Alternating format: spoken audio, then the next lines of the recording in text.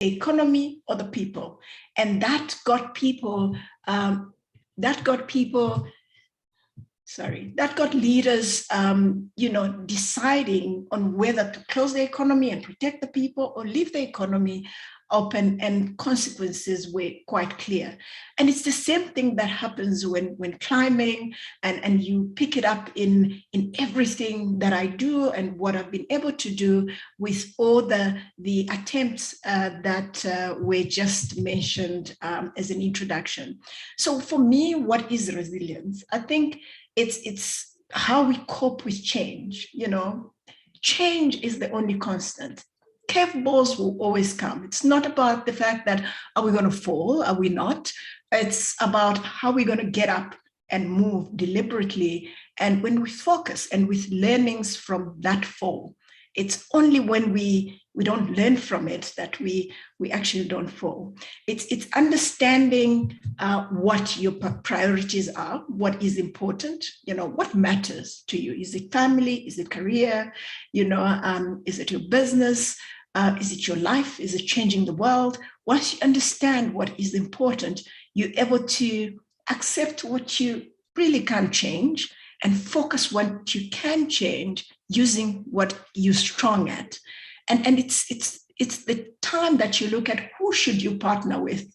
And for me, I always say it's not about who should you partner with only. What kind of a partner should you be to lift other people up to success, as a community or as a tribe. And once you figure out what is important, accepting what you can't change and focusing on what you can, what is next is very clear as you move on to your summit and whatever that is. I absolutely like the quote by Churchill where he says, never let a good crisis go to waste. We have a crisis in a way. We've had a crisis since the beginning of 2020. We can either choose to focus on the crisis, or we can find the amazing opportunities that are rising from it in order to be stronger people. So I got onto Everest and I didn't make it. If I focused on the one time that I didn't, there is no way I would have been able to go back and actually succeed. And it's the same thing that's happening today. What are those things that we need to focus on? Things that maybe worked yesterday, worked before COVID, that are not working anymore, that we need to accept they're not going to change, and focus on what we can do in order not to just survive, but actually thrive as women, as leaders in our families and communities and our businesses and in the country effectively. So never let a good crisis go to waste. So let me start by saying I've been introduced, but who am I? So I'm Sarah, that's me. When I was young, I always make a joke and say my mother couldn't afford a color picture, and I could still smile very well. I'm a sister, so I'm one of 7 girls raised by a single mother with an amazing support of grandparents, and those are 2 of my sisters. I'm also a mother, got 2 amazing young boys, and that when they was about 11, I think, gives me more gray hairs than any mountains.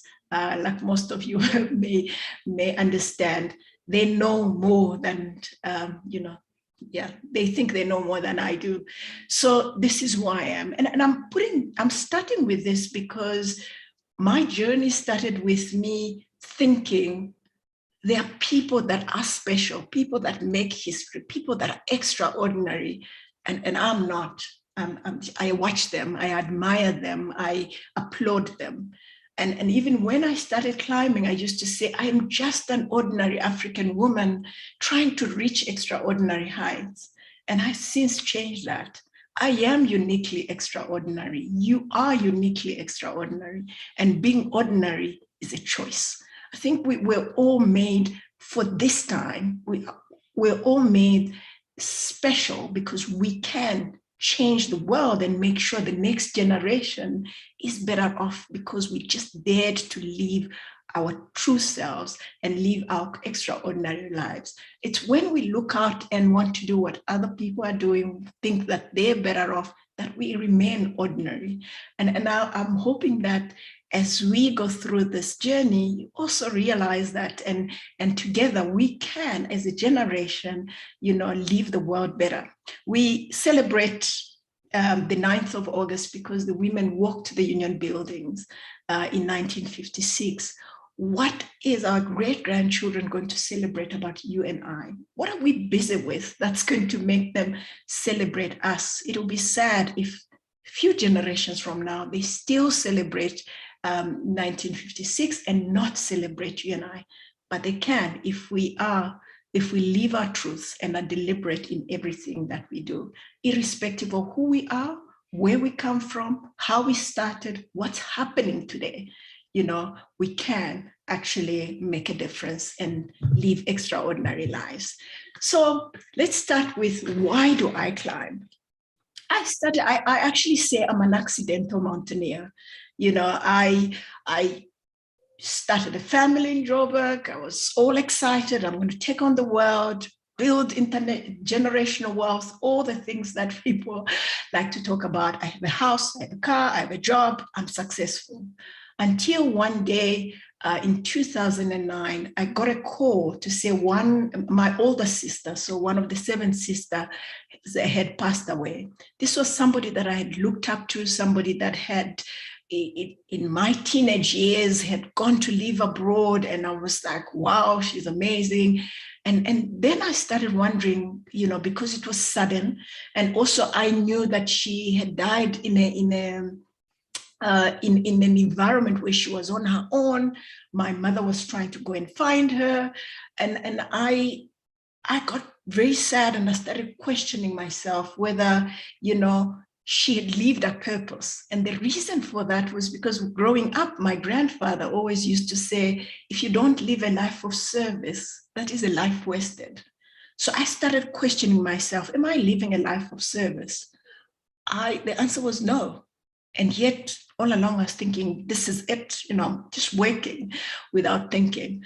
And my mother herself used to always say to my sisters and I that the sky is the limit, because she was a mother raising 7 girls in the township that was really patriarchal, like we all know, that always used to say, Helen, you need to try for a boy, because these girls will get married and they won't look after you, And she would always say, focus on school, you can do anything.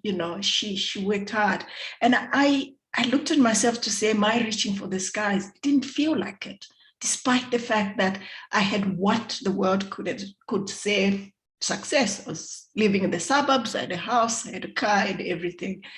And I actually quit my job about 4 months thereafter, because it just did not feel right. And at the time, I didn't realize what I was looking for.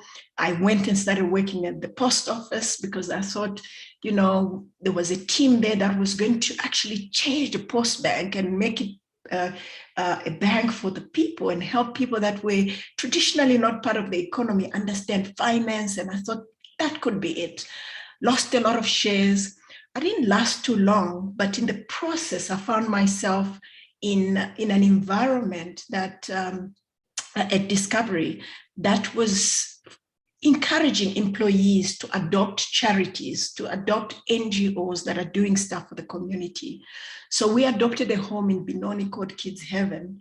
And to cut the story short, every month we took those kids. They used to have about 180 to 200 kids in the home. And every month we would take them out either to the museum, to a park, or to the zoo, or hiking, or bring the ones that are in matric into the office to teach them interview etiquette, and so forth. And every month would go around the office asking for donations. And month after month, when people see you coming at the certain time of the month, they pretend to be busy because they know you're coming to ask for money. People have donor fatigue, right?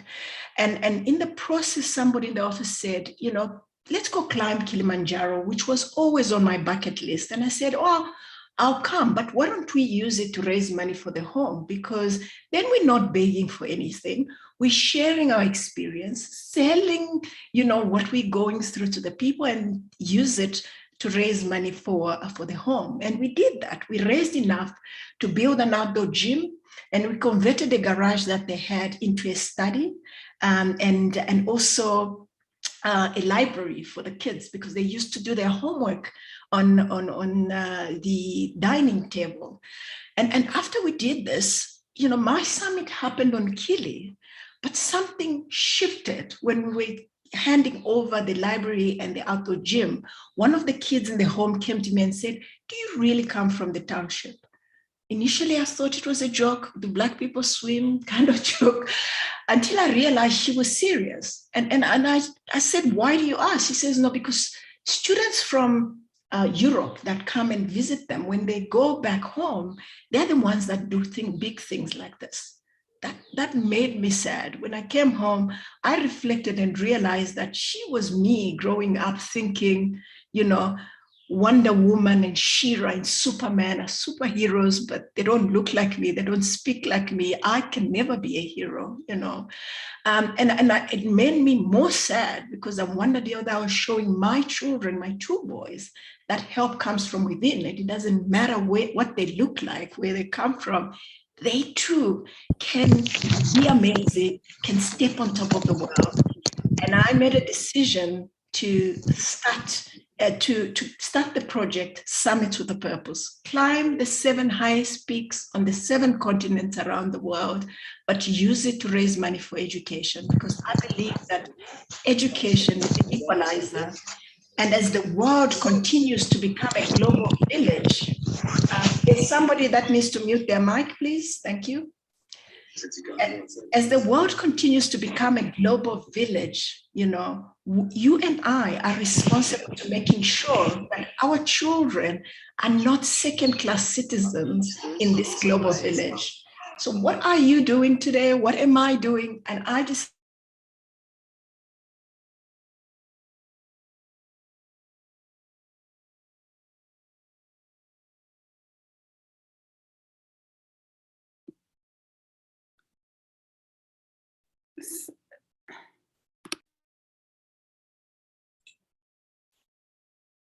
Hi, Saray. Can you please unmute your... Okay. Can you hear me now? Perfectly. Thank you. Thank you. I don't know where to start from, but anyway, so I've worked with the Dr. Tandy Foundation in 2019 to raise money for the amazing work that she started with children, educating them. And this is a testament of saying, because I knew why I was doing this. In 2014, 2015, when things didn't work out, I came back and we built a library in Tembisa, built a library in Ivory Park. There was progress because I just dared to go out there. And in the process, as I walked up to the mountain, I was also getting this thing of people looking at me and thinking, I don't belong, which also bothered me. And I realized that I needed to ensure that I represent. It didn't matter that, I attempted 4 times. I am super proud of that attempt, because I know the next person that looks like me will do it 1 time, will do it faster, because I dared to dream. So why is important? Why is it important? Will help you understand how you need to move forward and why you need to move forward deliberately. So let's start with the Everest expedition. 2014, I found myself in Kathmandu, with this group of people that you see out there. The guys in green are all Sherpas, but not all of them will take you to the top of the world. Some are in the managerial position. There's one that is the base camp manager. Some are cooks. Some only go up to Everest Base Camp, and others go beyond that. The guys that have different colors, there is myself, that's Sibusiso Vilane. One interesting thing about 2014, I was the least experienced of the lot. And what happens when you get to Kathmandu, people come in and ask you, oh, so where have you climbed? For the first time, I realized the enthusiasm that I left OR Tambo with was fading away, because when I said I had done Kili and trained in the French Alps, everyone looked at me as if to say, we need to stay away from you. And immediately I felt like an imposter. I felt like I didn't belong. And I came up with a plan and always say, oh, do you know the first Black man to summit Everest? As if by association, he made me more experienced than I was. And I did something very different. I decided that I needed to prove to them that I belonged. And I lost the focus that actually was there to summit Everest, my own plan, my own steps. And I was like, I just needed to be seen like I'm part of them. They can trust me to be on the same rope with them. Because when you are actually climbing, the person that is with you can either kill you or save you. So you need to be very deliberate in terms of who you are partnering with at any point in time. Same thing with life, who are the people that are around you? Are they people that you need for your summit push? Or are these people that you needed for your base camp journey? And you actually, in all honesty and politely, need to say thank you and goodbye because you need to move forward. Very important to be deliberate because we don't have enough time in this world, and we need to be deliberate and very honest with ourselves in terms of what we need, what is important, and how we need to get there, and who we need to partner with at any point in time. So we leave Kathmandu, fly from Joburg, Kathmandu, and you fly into Lukla, the most dangerous airport in actually the world. The runway is about the runway is about 420 meters long. The runway at OR Tambo, I believe, is over 4 kilometers. Aeroplanes as well as helicopters park in the same place. And I remember looking down and thinking, yo, taxi rank for aeroplanes. I mean, you always relate to what you see to what you know. And look at how close that aeroplane is. And the weather at Lukla is terrible. Like for 1 hour, everyone can land and fly over. And for the next 3 days, suddenly they say, no, planes can't land because the weather is so bad. There are aeroplanes that have actually crashed because they've tried to force landing and it's just invisible. It's not visible. And as you can see, there's only 8 places that planes can go into and only one entrance to go out and to come in. So that plane waits because the other plane is coming in to actually land, gives them space before they move over. Yes, you know how we think that taxi drivers have special licenses? That's exactly it. You realize immediately as you land in Lukla that Everest is 8 weeks expedition, but every day is an adventure. Every day you need to be serious. You need to be deliberate with decisions that you're making because every day can make or break your expedition. And I think sometimes we take things for granted. And that's what I'm grateful for this journey because it's taught me a lot of things in terms of how I do business, how I manage my home, and how I deal with different things. And also makes you realize that tomorrow is not guaranteed because 25 minutes after we landed in 2019, a plane trying to fly out crashed and killed 3 people while we were watching. So it helps you reflect and be aware of how privileged we are and the agency that we need to make certain decisions and to get things done in order to create the impact that only we can so that the next generation is better off. Today we are excited. I'm able to dream to step on top of the world. We have 50% of women in parliament because people said enough is enough and they walked to the union buildings as part of it. What are we doing? I think that is a question that we individually need to ask ourselves as we go on.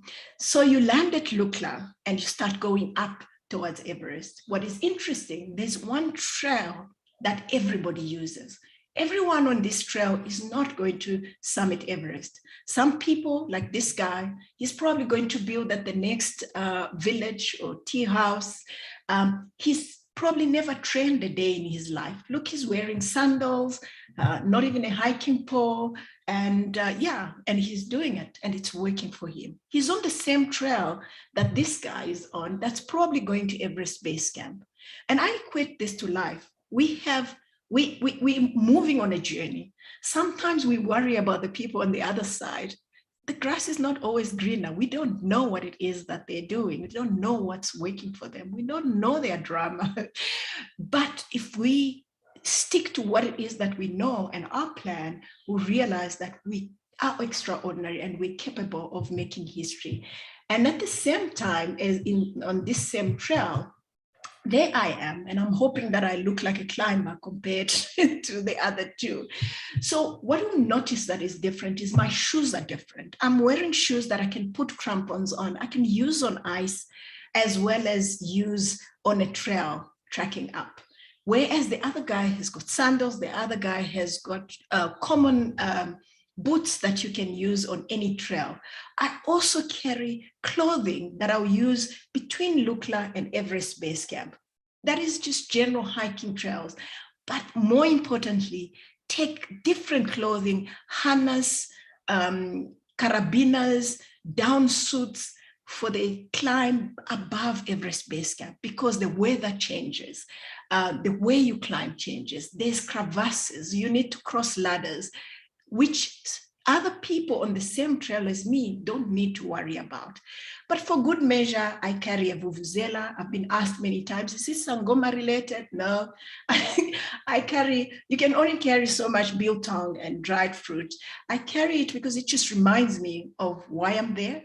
It also irritates Europeans, to be honest, because they, after 2010, everybody thinks it's noisy and it's come to cause an avalanche. But for me, I just go like Sesfigile, you know, every now and again I blow it. But it's something that reminds me of home when things get tough. You know, you can read so much. Sometimes you try and call, the calls don't go through. You just need to be able to stay grounded and be reminded of why you are there and what it is that you're doing. So there we go, 2014, I arrive at Everest Base Camp. A few things that I did wrong. I realized that I was the least experienced. They didn't really trust me, you know, even if they didn't tell me. And I started hiking, almost running, to prove to them that I belonged. And when I got to base camp, I got there at the same time as others and before others. And I celebrated. And at base camp, it's cold, as you can see. And I think this was my tent. And we were given our own tents. And for 2 days, I slept because I was tired. I slept, I ate, and drank water and did absolutely nothing. Now, when you climb from Lukla to Everest Base Camp, you generally drink more water, between 4.5 to 6 liters of fluids. So that's soup, tea, water per day. When I got to Everest Base Camp, I stopped doing that. I became complacent, if you think about it. You know, I did everything that I could to get to Everest Base Camp and forgot that that was not my destination. My destination was the summit. If my destination was Everest Base Camp, that strategy would have worked. And I think it's the same. Sometimes we put targets. We say this quarter I need to achieve so much. And when we achieve it, we over celebrate for 2 months. Guess what? It's half year. Now, how do we make sure that it's not over until it is? We keep going until we're able to achieve the success that we've set ourselves to do. I think that was a big lesson for me in 2014. So how do you climb Everest? I didn't take this video, but it's just to show you. Everest Base Camp is here at the bottom. I hope you can see my cursor. And this was taken over 2 years. And there's a waterfall, but because it's so cold, the waterfall is iced up. And through this ice, every year, Sherpas put up ladders so that you cross them. So Everest Base Camp and Camp 1 is here. Camp 2 is behind here. Camp 3 is on the Lhotse face on here, Camp 4 there, and then the top of the world at the top. So every year, climbers come to Everest Base Camp. They wait for Sherpas that are called ice doctors to put the ladders in. You change your gear, your clothing, you go up Camp 1, you come back down. That is called acclimatization. So as you go up and down, your body's red blood cells increases and you're able to acclimatize, you're able to function okay with reduced oxygen as you go up. So I am going to take you through this journey in the 4 years that I actually attempted. So let's do this. So we get on to 2014 that I explained to you. And on the 18th of April 2014, 3 days after I had gotten to Everest Base Camp, the Sherpas had done this black route to move people from Camp 1 from Base Camp to Camp 1. And on this day, they were walking up to Camp 1 to go and set it up for everybody. And in the morning, just before 6, a big sirac, a block of ice that's as big as maybe half of this room, fell onto the route that they were actually climbing through. And 16 Sherpas lost their lives. I remember that morning because it was so, the avalanche was so strong. It shook base camp. My tent was shaken. And I remember waking up and thinking, oh, that is loud. But you always hear avalanches around base camp. But we all know that base camp is strategically positioned, that it's not going to actually get to us. And we were wrong, because suddenly there was walkie-talkies and commotion around Everest Base Camp because Sherpas were talking to each other, but in their language. So I couldn't understand what they were saying until they needed a paramedic. So there was a paramedic, an American climber next to us, and they came and said, Melissa, we need a paramedic in English because people have been injured. And suddenly, all the climbers, because we all could speak English, from Australia, from Denmark, from South Africa, myself, India, everyone came out of their tents to say what's happening. And we noticed that it was a big, it's almost like white dust, and helicopters started coming in. And we went into the tent, gathering, everybody gathers in the dining tent to see what's going on. And I looked at people that were a lot more experienced. The ones that looked at me as if I didn't belong, they also were clueless. They were just as scared as I was. And I realized that I needed to make my own decision. You know, the reason why I was there needed to be important enough for me to decide whether I needed to continue climbing or pull back. No one was going to make that decision for me. In fact, somebody that was a lot more experienced picked up his day pack and ran off Everest Base Camp. And somebody sent me a message actually during this year to say, this is actually it. How we realized that people had died. Initially, we were told they were injured. You could see there were helicopters hovering around here, picking up bodies and bringing them onto Everest Base Camp. And that's where people now started, admitting that people had actually lost their lives, and we started counting. Somebody sent me a message during this time to say, figure out what you needed to learn from this experience, and that will guide how you move forward. That has remained true in my life. What is important? I had, like many others, survivor's guilt, where the Sherpas that died there because I decided to climb. That's why they lost their lives. They actually liked to climb. But one of the things that became very clear for me is it was their time to go, but it wasn't mine. What am I going to do with the rest of my life? People talk about, oh, maybe you're an adrenaline junkie, but we have people that went to to watch soccer at Ellis Park and they didn't come back. It was their time, but it's not yours and mine. What are we doing with this time that's changing the world for our children and our great-grandchildren? That's changing, making the world better for generations to come. And that made me decide to actually come back and go back in 2015, despite the fact that when I got home, people were like, oh, shame. You tried.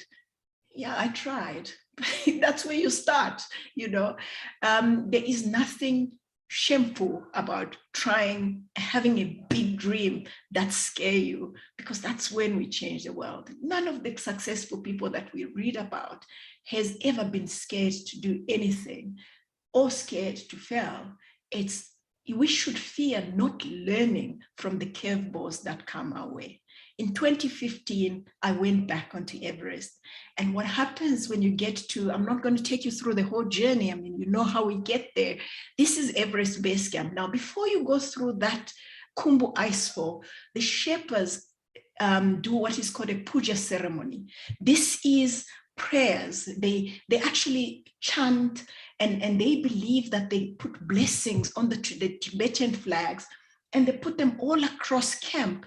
And these blessings are blown onto the path all the way to the top of the world. And they just blown with the wind every time as you climb through the season. They don't care that you're Christian, Muslim, everybody is asked to participate. They ask you for your equipment. They offer food to the gods, biscuits, alcohol, and they throw it down. Sometimes you actually see birds flying into base camp to pick some of the food, and you're not supposed to stone those because it's taboo. The one thing that is a bit of a joke, but true, is they also offer Jack Daniels and Johnny Walker to the gods, but that they drink, which I question because, you know, other things they throw down for the birds to eat.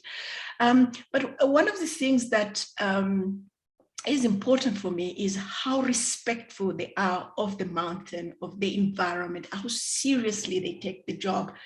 Every time you need to go into the Kumbu Icefall, they burn incense, they go around that altar that you see and go up.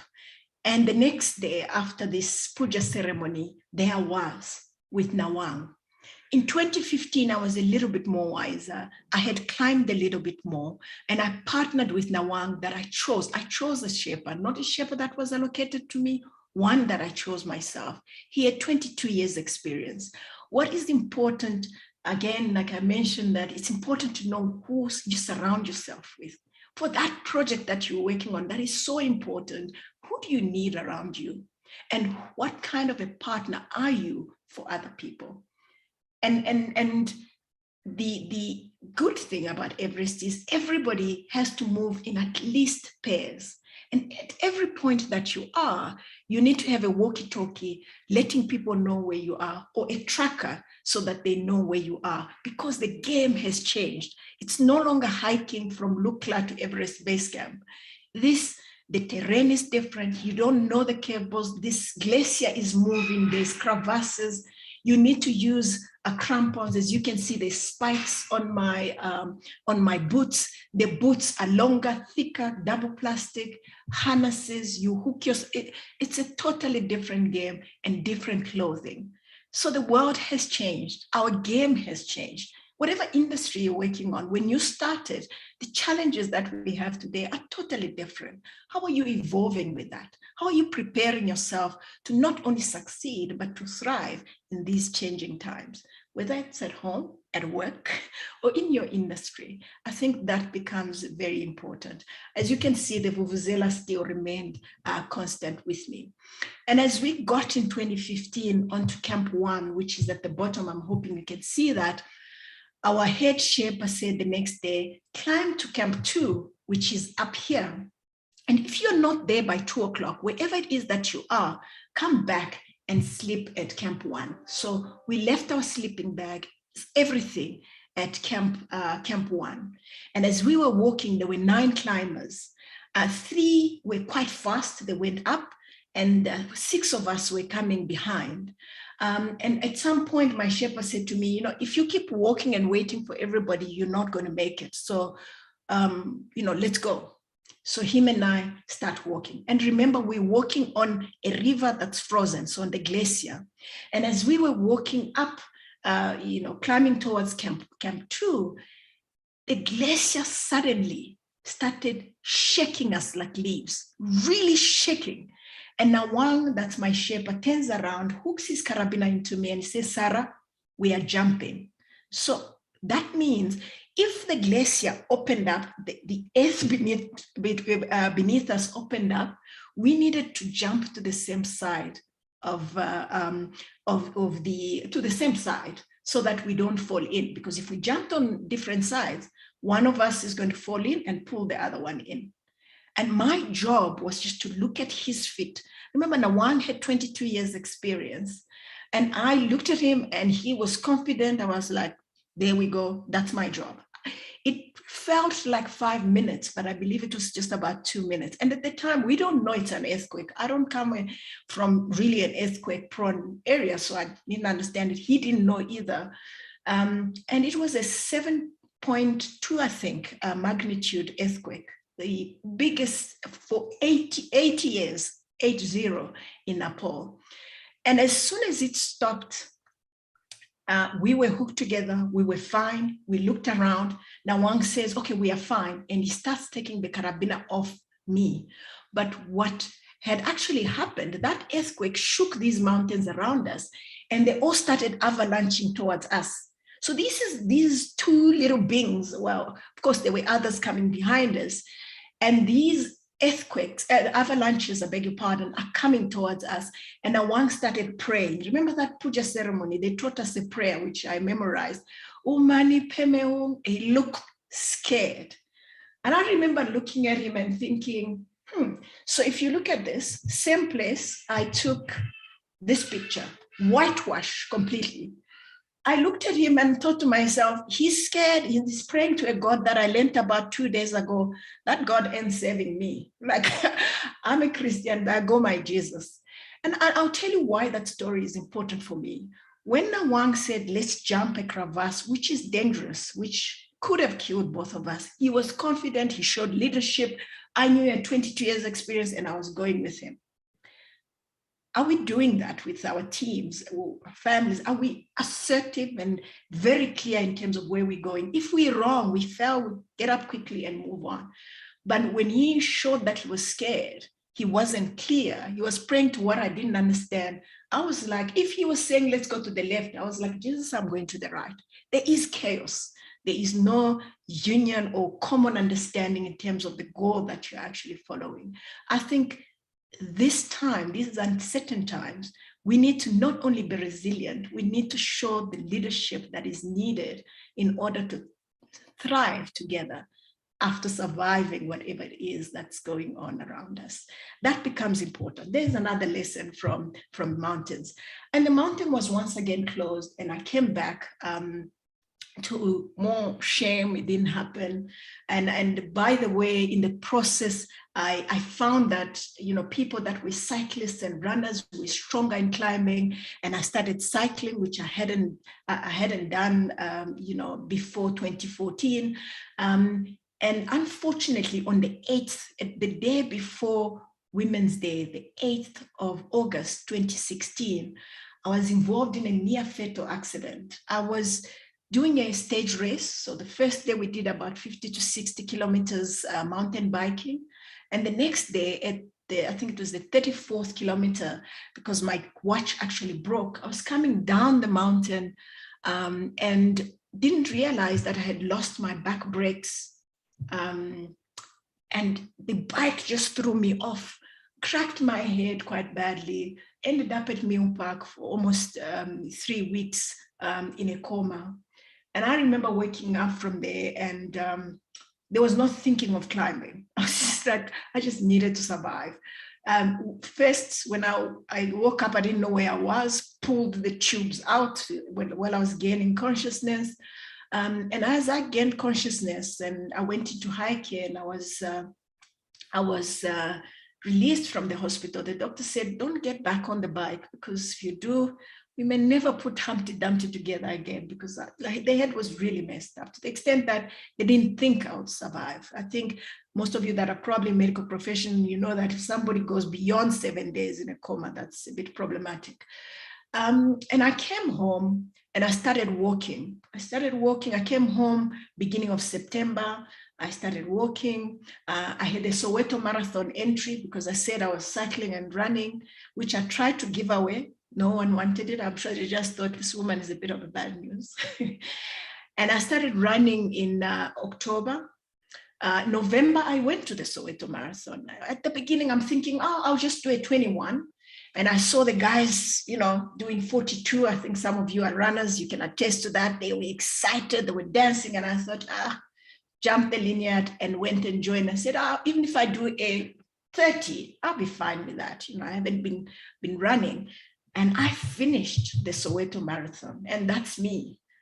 And the next day I was at Mill Park to say, doctor, if I could run 42 kilometers, surely I can still climb. I think the poor man just didn't want to get involved. And for me, this is what failing forward is about. Trials, curveballs, things that we didn't expect, they can come. But if you can still step forward, if you can still change the plan, you must, but keep going, because the summit is waiting for you.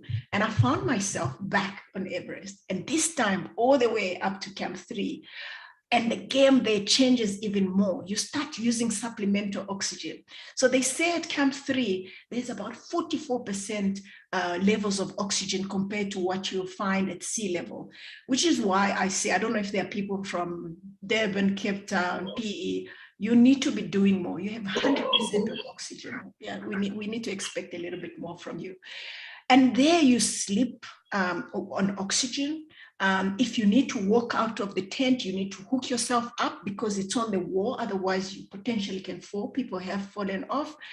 You pee in the tent in your pee bottle. You just remember when you wake up in the night to drink water and not your pee. You also start sharing tents because you want to carry as little as possible to ensure that you bring as much. There is dirt on Everest, but there are people that are conscious of that. You take as little as possible so that you can bring the stuff down. So you share tents. Also, there's very high winds. So if there's more of you in the tent, it's anchored.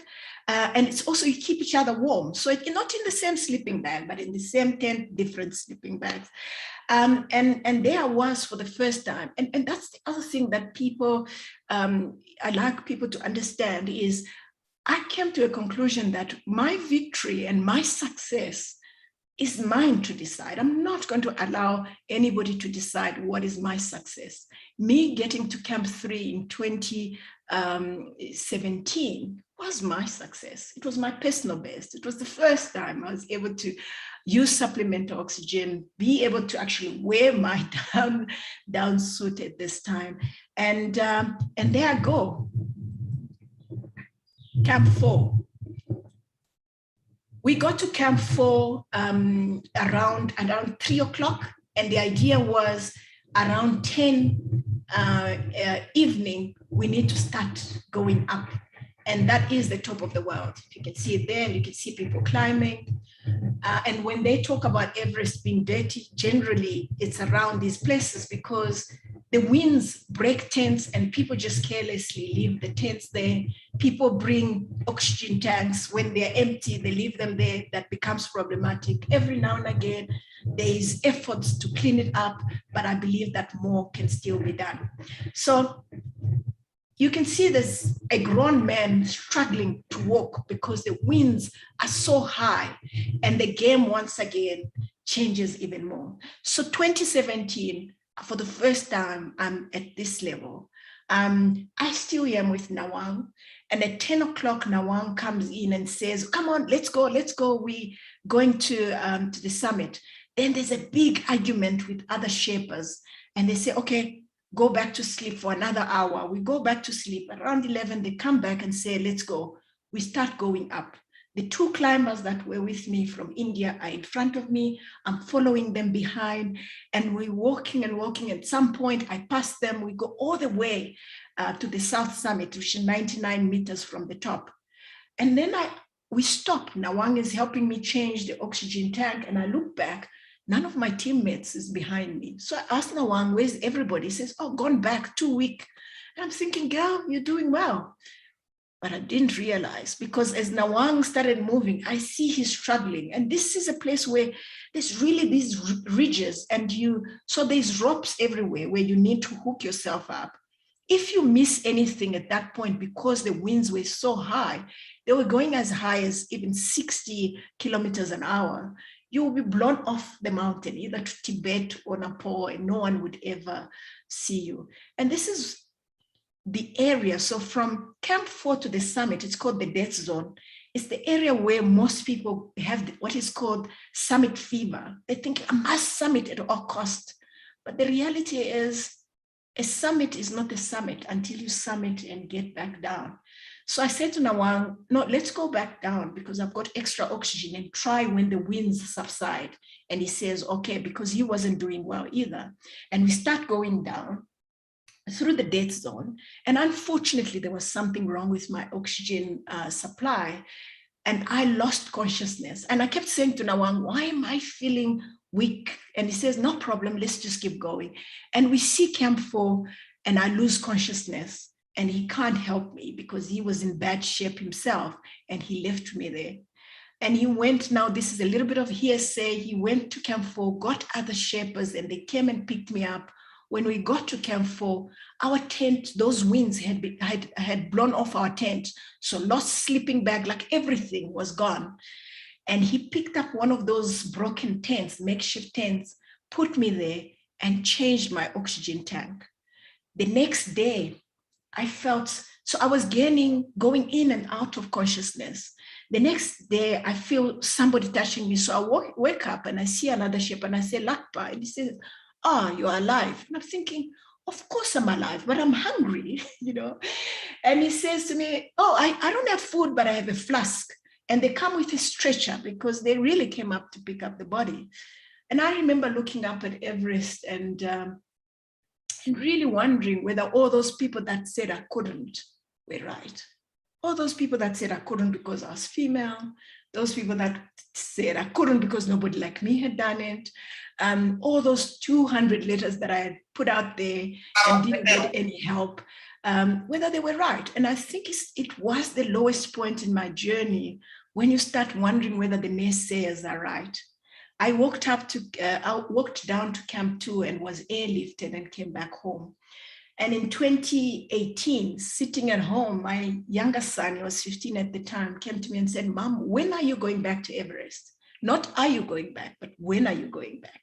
Really a testament of some of the push that I put to him. I tell him when he loses a soccer game, figure it out, go learn from it and go back and play again. So in his mind, Mom was going, of course.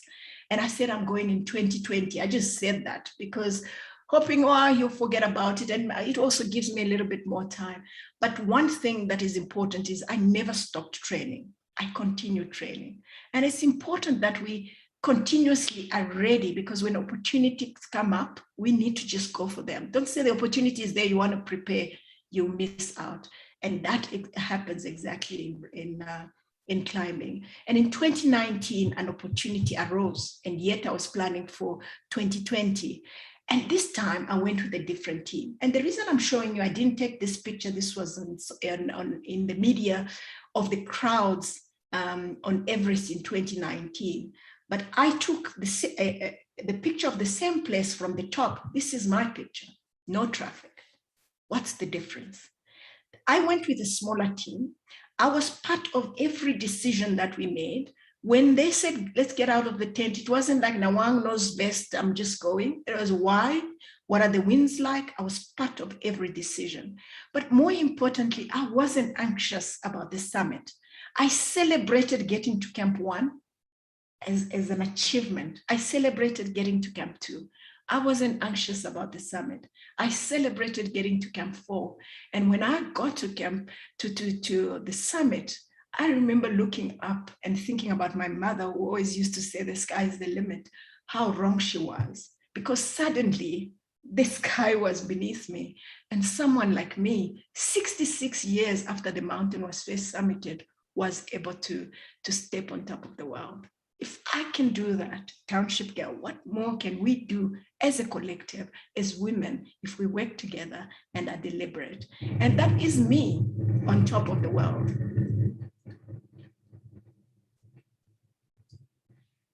I remember it was an emotional moment thinking about all those, I thought there were doors that were closed in my face. There were really windows because my gate was wide open, and it allowed me to go and step on top of the world, and raised funds for the Dr. Tandy Foundation, which I am very proud of. And that is really me changing my world one step at a time. And I do believe very strongly that it's important for us to celebrate our wins. It's important for us to support each other, because I've been to the top of the world. There is enough space for everyone. So when you get up, put the ladder down, pull somebody else up. And it's important that we dream big, because if our dreams don't scare us, they're not big enough. We're not going to create the impact that we can as extraordinary beings that we are. Thank you for your time. And I want to hand back over to the chairperson. Wow. Don't know where to start. What a powerful and amazing and inspiring story. Let me just allow people to just say, yes, you're free to,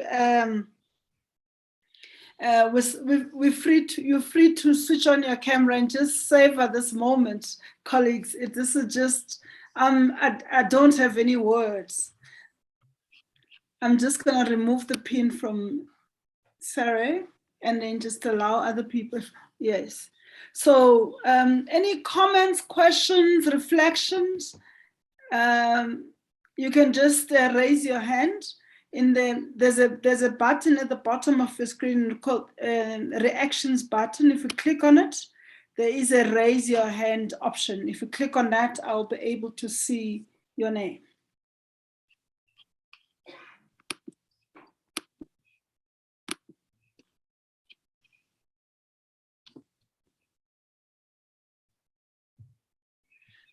I see people clapping. Yes. And there's some comments in the chat box as well that that people raise. I mean, there's just, I think, Sarah, the one thing, we're speechless.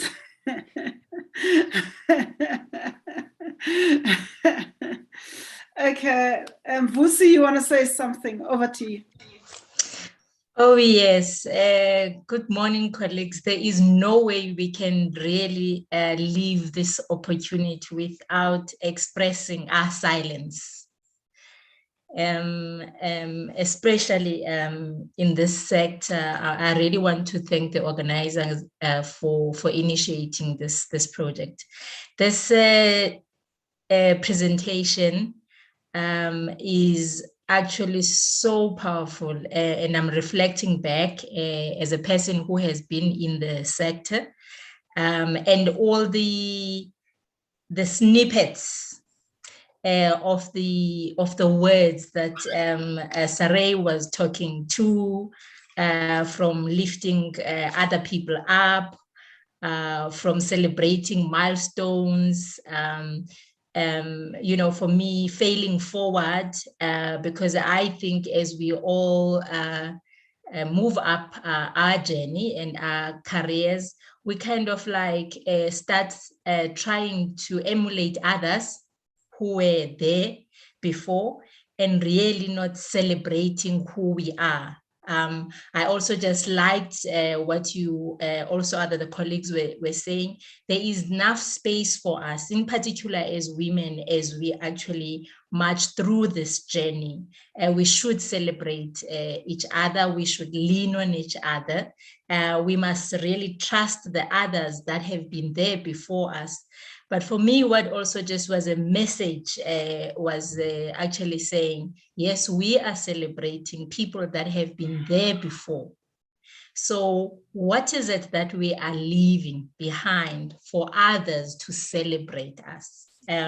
When Pam is no more, when Sis Lindy is not there, when Osis Bongi Njobe, you know, I'm just really thinking about the people that I know for sure have been in this field before us. What is it that we are taking as a baton from them to be able to carry others that are going to come behind us? This was a very, very powerful message, and thank you very much for inspiring us. I really feel inspired, failing forward and celebrating your own success, because there's enough space. Thank you very much. Thank you. There's some comments in the chat. Crystal May says, thank you so much for sharing your remarkable story. And I think I saw others earlier that, I mean, there's everyone is just like saying, thank you, Sarah. We're just, thank you so much. Thank you for having me, and I'll look forward to supporting you in future. Please do invite me. I think, and also the previous speaker, thank you for your kind words, and I hope that we definitely work together to leave the world a little bit better. Thank you, and God bless. Thank you.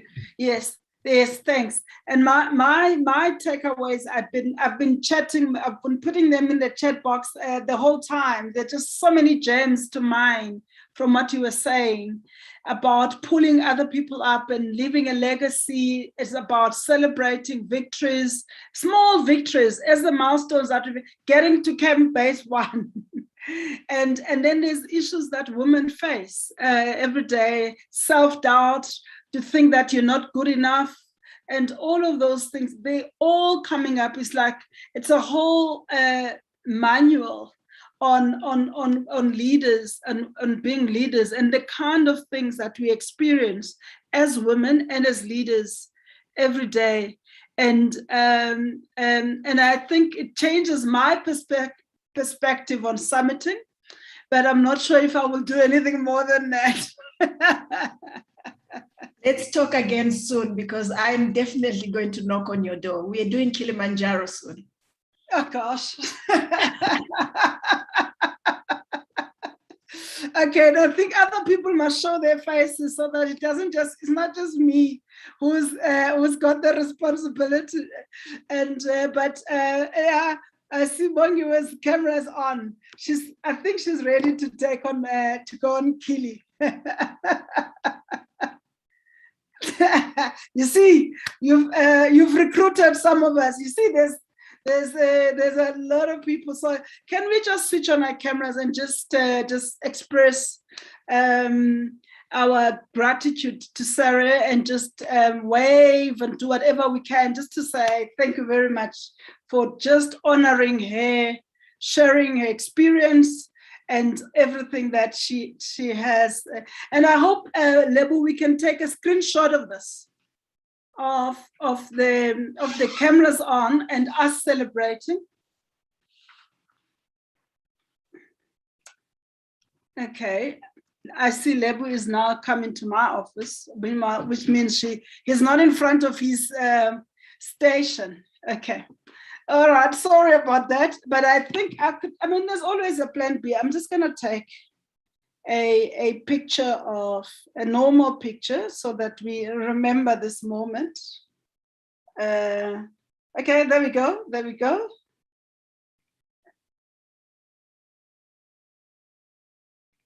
I'll do page 2. There's less cameras here, but I can sense the vibe. Okay, we're gonna take a 5-minute break. Our break was meant to be 10 minutes, but we're gonna take 5 minutes, and we'll be back at 1:45, 6 minutes, 1:45 to start with the panel. Thank you.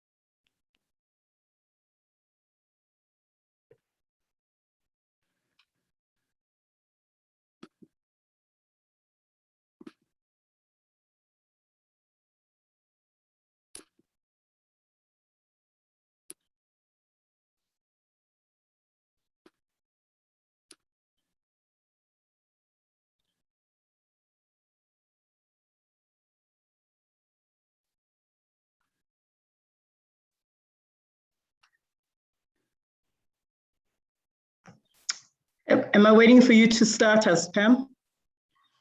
Oh, yes. It is 1:45. Let me do that. I'm going to start the recording. All right. And I'm just pinning all the panelists. Yeah. So just to hand over to Bongi. Bongi is going to be moderating, and thanks, Bongi, for doing this. The panel discussion on with women in the sector who have been playing various roles, and just to hear their voices. And Bongi is the current head of social investing. I hope I got it right, Bongi, at First Rand. And Bongi is the former DG of the Department of Agriculture. She was there for a very long time, 9 years, if I remember. And she's also, I don't know if many people know this, a former chair of South African National Biodiversity Institute. In the early days of SANBI, when we were still trying to make it, to create it and transition from being a botanical institute to a biodiversity institute. And Bongi has kindly agreed to facilitate this panel, which has got the speakers are on the panel members are on the slide. And I'm sure Bongi will introduce them as she goes, as she starts. But also there's a message for all of us from Saray. She says, thank you, everyone. Remember that you are extraordinary, and being ordinary is a choice. Keep stepping towards your summit, Saray. And I suppose on that note, I'll hand over to you, Bongi. Thank you. Wow, thank you very much, Pam. I'm personally really excited to be here and extremely humbled to be speaking after such a rich, emotive, and very real story that Saray shared with us. I actually underestimated how many times you needed to try and climb a mountain in order to reach the summit. I know, having once tried to, I only got to base 1 on Kilimanjaro, so I'll take up the challenge to try again on Kilimanjaro, at least if I can get there. So, I mean, Pam has introduced who I am, but I think the exciting part about being here today is the fact that as an ag engineer, I realize I've actually transitioned from that agricultural sector into this world of conservation, biodiversity, and environmental development. And it's logical, because actually you can't have a successful agricultural sector without necessarily having natural resources to use for that. So today, as we stand on the shoulders of very tall, very high shoulders of people who have gone before us, we would like to just make sure that we're also celebrating ourselves and our milestones and achievements. And what we have speaking to, the people who are going to speak to us today are really amazing people in their own way. I will not do justice in terms of introducing them in terms of their total careers, but I do have small little comments that I'll make around each and every one of them. Just to kick off the conversation, I'm reading up an article by, is it Christiana Palmer, Pasca Palmer, who is the, who works as the Secretariat on the Convention on Biological Diversity. When she was asking the question that we're trying to answer today around empowerment, transformation of the sector, and leading women, you know, she was asking the question, how do we do this? She pointed to 3 things that I picked up from the article I read. One is a voice in decision-making at every level. The second is the enablement of legal rights, the enablement of the environment within which you can operate. And I guess the third one, which we often don't talk about a lot, igniting the full engagement and support of men and boys to enable empowered participation of women and girls in the biodiversity and conservation space. So I'm hoping that the panelists who are going to speak to us today will demonstrate how each of these, and probably a lot more, actions can arise out of this process. So what I'm going to ask the panelists to do is, as they make their opening remarks, what did Saray said, be ready for any opportunity. So as they make their opening remarks, I'd just like them to reflect a little bit on what they think was the greatest impact of the global pandemic on conservation, biodiversity, and the environment, because it is our reality, and it would be interesting to hear that comment. Our first panelist is Lindiwe Sangweni-Sido. I have to confess, I just have a very personal way of introducing Lindiwe. Lindiwe had a dream, she had a passion, and I have seen her stick to that passion, stick to that journey. So it started with a passion for food and a passion for restaurant, and now it's ended up with her being the Divisional Director of Operations of the City Lodge Group and chair of the TBSC, SCAA, the Business Council for Tourism. But I think what's important about Lindiwe's journey is she's actually been in a decision-making role in very many different environments, consistent in her journey in the hotel management and the hospitality industry. But I think right now, she's also going to share with us her perspectives as chair, leading a group of people in the tourism sector and business. So Lindiwe, over to you. If you could just, in your reflection, also just reflect on the COVID implications. Okay. Good morning, Bongi. Sorry, I thought I had already cleared my throat. Good morning, Bongi, and thank you so much for the introduction. And wow, thank you to Pam for creating this platform. And I'm really still speechless, and I'm finding it actually very daunting to follow after such a powerful act from Saray Khumalo. It was just so inspiring. I hope she has a book called Saray Khumalo Quotes that we can all reach out to. Just so that we are clear, I'm here in capacity as a tourism player, a hospitality player. My current role is as Chief Operating Officer for the City Lodge Hotel Group. And I also have a shareholding and a participation in the Soweto Hotel in Kliptown. And as Saray was talking about her wins and her, climbing up the mountain, I thought a lot about my entrepreneurial, what we call failures, and it just changes the perspective when she presents it differently. It's been mentioned that I'm with the TBCSA. I'm actually with the Tourism Transformation Council of South Africa. So that is the entity that monitors and we evaluate the pace or the progress or lack of progress in transformation in the tourism industry. So, you ask an important question, Bongi, about the impact. What is the impact of COVID had? And I guess from where I'm sitting, if I can just first of all reflect in terms of as a player, and then get into the reflection of what it would have on the environmental and conservation sector.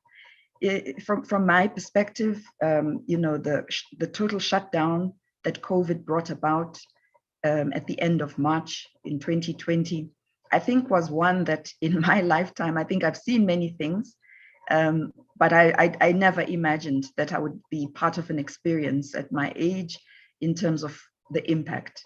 And initially, I think we all thought it was a 1 month, 3 month type story that we would all emerge out of and dust our knees, get up and continue from where we were rudely interrupted.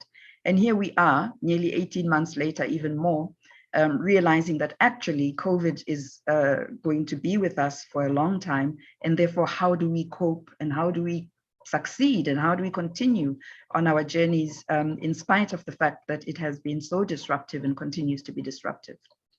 When it first came, it meant that from where we were sitting in my capacity as City Lodge Hotel Group, we had to shut down all our operations. We called it temporary suspension of services. There were only very few hotels that we left open, meaning that some of the hotels that were open were just for repatriation purposes or for essential service workers who were allowed to travel. But for all intents and purposes, it meant all our staff were temporarily laid off at work, at home. And therefore, as a company, we had to make decisions about how salaries would be paid. And immediately, everybody went on to a 50% salary cut. And it took a while for us to even begin to understand at what pace we could open our hotels, where, how, when, and what would drive that. So you'll recall that we slowly were opened up, and as the restrictions were relaxed and we were moving up from 5 to 4 to 3, we had different opportunities, almost like Saray's different bases climbing up the mountain. And each change in the restrictions allowed us to now begin to say, well, we can open a few more hotels, or we can offer different packages, and so on and so on.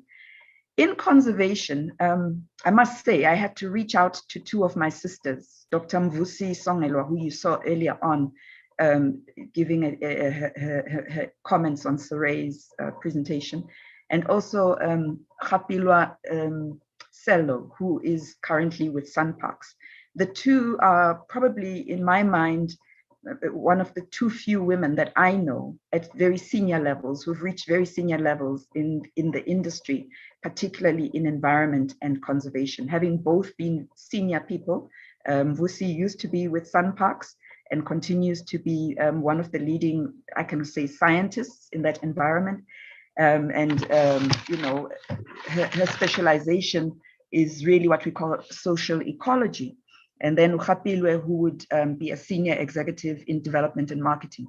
Reaching out to these two ladies also helped me to understand more, not just as a user of conservation and environmental lodges and services, meaning getting up and going to stay in a lodge.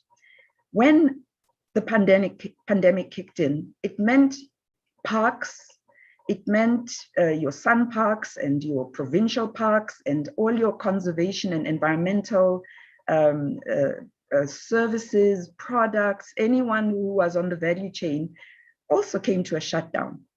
For women in that sector, it particularly meant that the few women who were probably in that sector also had to stop, as I've just described in my own hotel environment, had to stop working temporarily. I remember a phone call with some of the senior members of Sun Parks, where we were all kind of working out how we were going to start opening again. And realizing that if you can imagine in those remote and very far out places, rural, if we want to call it that, can you imagine a woman who's told and informed that she can no longer come to work until further notice and needs to stay home? So we're talking now probably about women who are cleaners in the hotels, in the lodges, women who are participating in conservation aspects, working for the veterinary services, and usually probably not at very senior levels. And so women who may and probably are sole breadwinners, being informed that at any that they need to stay home until further notice. So that was the first, with very few options. So if you stop working in those environments and return home, can you imagine the situation where an entire family, and when we talk about families, we are talking about extended families, is waiting and wanting to see you reactivated. Ironically, and very sort of like the turnaround of this story is that once we started seeing the restrictions being softened, if we can say, moving from level 1 to 2 to 3, I still remember in August of last year when our family, wanting to shake off cabin fever, took a drive into Sun Parks and went to stay at one of the Sun Parks Kukuza Safari Lodge. And of course, it's always an interest as a hospitality player to engage with the staff. And for me, engaging with the female staff is always so important. And I still remember talking to Mom Mary, the lady who was in charge of the wing that we were staying in, and asking her what it was like during the times that the lodge had been closed. And all she could do was just shake her head and say, Mage, it was terrible. We've been at home, and the fact that you are here now, staying in this hotel, means that my children can eat, means that I can now begin to eke a salary and go back. And what was striking to me was, as I looked around the hotel and looked at who was running the hotel, I started recognizing that there has been some evolution. Hotels where we normally would have found predominantly white males leading and managing had changed. maybe it was this particular one because it was Sun Parks. I saw female management in the hotel, and each one of them had a similar explanation of how difficult it had been during the time that the hotel had been closed. So going forward, I think also if, just so that I can wind down and not take too much of the time, because I'm sure Bongi has other questions, I do hope that as we think about what it is that women play as a role in the environmental and conservation arena, it still is sad that we will find that the positions held are at junior management levels, and that when we do see senior management, it's few and far between. We find that women are in sort of like the more menial, and when I say menial, I say it with respect, because in an environment like a lodge or a park, we need everybody to be working in all different levels, and we respect all the different levels. But of course, we want to see the decision-making and the participation of women at higher levels. Probably one of the biggest challenges, which I'm sure we'll discuss later, has been also the lack of exposure. And lack of ability to see more women like Mvusi Songelwa, who would know about veterinary studies, or know about studying ecology, social ecology, and just know that in that environment on its own are so many different options. And I would hope that as we now understand where we want to take the inclusion of women, particularly in environmental and conservation arena, how do we make sure that our young girls and young people, especially young Black women, are able to be exposed and know about the options at a young age before they enter tertiary education, of all the different options to be participate in a meaningful manner, and to participate in a decision-making position, and to be seen and to be part of the entire evolution of this arena. We are not there yet. And really the pandemic, I think when we look at transformation, has taken us backwards. It's taken women backwards in terms of the small gains that we had made, really feeling like we've gone back to base zero, to the bottom of the Everest, as the analogy that Saray gave us earlier on. Thank you, Bongi. Yeah, thank you for that, let me say, well-woven interplay between your work and the personal. And you make me think of, I also ventured out, what do you call it, getting out of cabin fever. And I thought I tend to like to go to self-catering places, but I actually went to a lodge. And as you say, the staff were there, but what I found very interesting was there might actually be a positive side to the impact of the pandemic in their appreciation for the fact that they now had additional tourists coming in. You could just sense the deeper respect, the deeper listening to client preferences, whereas I think, I suppose they're not taking any of their guests for granted. So I suppose there's something good about that experience. We will come back to some of the positives out of the COVID era. The next panelist I'd like to introduce is again somebody I've worked with and that I know, Yolan Friedman. Now, Yolan is the CEO of the Endangered Wildlife Trust, and I would describe her as an experienced activist in the world of the environment. I mean, you worked with Yola and you know that she's extremely focused, she's extremely passionate, and she's very clear about what needs to be done in order to save in the field of conservation. So Yola, in as much as you can talk about COVID, I'd like you to just speak, because particularly the sphere, the scope of work that the EWT covers is not one that enjoys, I'm going to call it mass participation. So I'd just like you to talk to us a little bit around, so what do you, in your experience, what have been the gender-related specific experiences or challenges or opportunities that you've come across? And then of course, you can please do speak as well around the COVID impact on your work. Would you like to unmute? Of course. Morning, everyone. You think by now, 18 months into working from home, we would all have learned about unmuting. Morning, Bongi. It's lovely to chat to you again. And also, I've noticed amongst our list of participants, we've got some fantastic women there, some of whom I haven't seen for a very long time. So it's just a good morning to all of you and lovely to have you all on board. I'm sure many of you have got more important contributions to make than I have, but thank you for inviting me anyway. Yeah, quite a few questions. I think that what are some of the challenges? I think, Bongi, your question was specifically about our sector, which doesn't always perhaps enjoy the most support. I think that the last 18 months has been one of enormous global change, some of which perhaps people have never seen in their lifetime, and most of us probably will never see again. I think, as the previous speaker has said, some of which has been positive.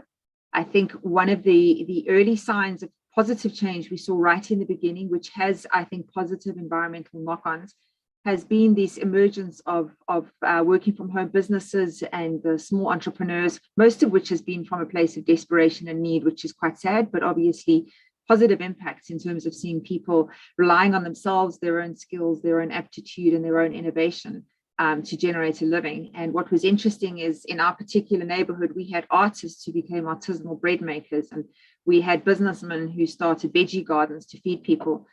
All of which has a positive environmental spin-off. And I think that some of those changes, if we can sustain them as a society, I think definitely have got positive benefits generally around the environment. And then, of course, there are many negative ones, but I'm sure we'll get into those later. But sector-specific challenges. It's interesting because the Endangered Wildlife Trust is one of the few, I'm always hesitant to speak in extremists and say the only, but I think we are probably the only large environmental NGO in South Africa that is strongly female-led and has been for more than 10 years. And with a consistent domination of females on our leadership executive. And I think that does set us apart in many respects. What's interesting is that often as women, we feel guilty about that. So we often sort of feel, well, we need to be balancing the gender in the EWT. And let me just point out that across the EWT, we're still about 50-50. So, when it comes to looking at the entire Endangered Wildlife Trust gender component of our staff, we're very balanced. But because we have a slight domination in the senior levels of women, and that's not just our executive management, it's also our program managers, our scientific body. Every now and then, I think the women feel guilty for that. So if we have a post open, there's sort of a tendency to say we really need to balance that and try and make every effort to employ men. And I find that quite bizarre, because the other day I actually said to someone, I very much doubt that 5 or 10 years ago, if jobs were open in the sector, people were having that much pressure to say, well, we really need to employ a female, as much as we now feel, well, we've met our female quotient. We really can't employ any more females at the top of the EWT. And I find that quite interesting. I think women are far more aware of these things and far more sensitive to these things. And so, should we go to 53 or 55 or 56% women, we start feeling guilty. And I think that in itself is an interesting conversation to have. Why should we feel that way? We are often, I think that a lot of people look at the EWT and sort of say, well, we singled out as being female-led. And I don't think we should be, actually. I think that as soon as it becomes the norm, we shouldn't stand out as a female-led NGO. I mean, why are we being singled out? As we start seeing more of the wildlife and environmental NGOs in South Africa and organizations, more broadly speaking, becoming female-led, it shouldn't be something that defines us. And it shouldn't be the first sentence when people describe the EWT. But it is, and it's the world we live in at the moment. And I think that that's just an interesting nuance. One of the things that I find interesting is we've just had we still have 3 posts open in the EWT, middle management sort of positions. And we've been interviewing extensively in the last few weeks. And by far the stronger candidates for all 3 posts have been females. And, irrespective of race, but certainly have been female. And it often is interesting for us to reflect upon this and say, well, why are we seeing this? Is it because, is it the emergence of a greater skill level in women, which is fantastic? Is this a result of education? Is this a result of awareness? Is it a result of a tendency for women to radiate towards the NGO sector, perhaps? Is this a sector that perhaps attracts women more these days? Is it perhaps conversely because the business and competitive corporate environment perhaps attracts men more? I can't really answer for that, but I think it's a positive sign because the quality of the candidates we're seeing coming through the system are extremely strong. These are highly educated, very committed, very passionate, very hard working women and very driven. And I find that really exciting because our you know, I think our future is definitely going to lie in strongly female-led organizations or departments within those organizations. The one thing I do have to say, though, and I think this is definitely, regardless of gender, is the one thing that's failing people in our country. And that is unfortunately the primary education standard. So as much as we're seeing highly eloquent, intelligent people that are very capable coming through the system, you can see the cracks in their initial education coming through. The literacy levels of many people still are being failed in this country. I think that we still have a lot of work to do on nurturing people's belief in themselves, the ability for people to do basic things like write a proper letter. We do a skills assessment on all candidates coming through to the EWT shortlists. And while they might, you know, hit 9 out of 10 on certain of the skills and aptitudes we're looking for, the literacy levels are just appalling. And it just breaks my heart to see people with such talent that are being let down by their early years of education. And so we as a sector, I think, have got a lot of work to do to still upskill people on some basics and to make sure that they don't then get stuck later in their career because they've been given a foot up onto the stepladder but can progress no further because they're either unable to speak publicly or speak correctly or write correctly. And those basics will start to form cracks in their career as they go on. So I think there are still areas in which we have to help people. And that, as I say, is irrespective of gender, but this is about women. So we need to make sure that those people transition through their careers with all the support that they can get. And so hiring people for me is the beginning of the journey, but it's not the end. And the last thing I just want to say about our sector is the unfortunate reality of the NGOs is that we're just not in a position, and even more so since COVID has put such financial and capacity stress onto our sector. We're not in a position to hire people and then throw huge amounts of resources at training them and giving them mentorship and perhaps having 2 people doing one job while we upskill others. We really need people to hit the ground running and be as highly skilled and highly efficient as possible, which is unfortunate because I think that it's behoven on all of us to still put a lot of training capacity development and mentorship into people coming into into our sector specifically, which I think we try and I think we get right, but I think there's desperately needed more of it. So I would implore all the incredibly talented and intelligent and wonderful women that are participating today, many of whom I know and respect deeply, to continue, I think, on this journey of assisting and supporting younger people to get those skills, to learn from all of us who have been fortunate in our careers to have made an impact somewhere, so that we continue upskilling people throughout their career and that they see this as the beginning of a journey towards great leadership. Last point I want to make quickly on leadership is leadership starts with ourselves. You can't lead yourself, you can't lead an organization. So I think we need to teach young people and young women that they should be proud of being able to lead themselves first and foremost. And once they can do that, the leadership journey becomes infinitely easier after them. And that's not always easy for women, I think, to do.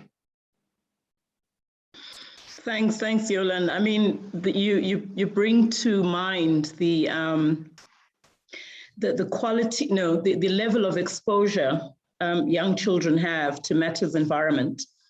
I know that this has always been a challenge as well in the agricultural sector. So perhaps there's over and above just the confidence in the basic skills that you spoke about, there's also a need to interweave concepts that relate to the environment into that early childhood learning phase.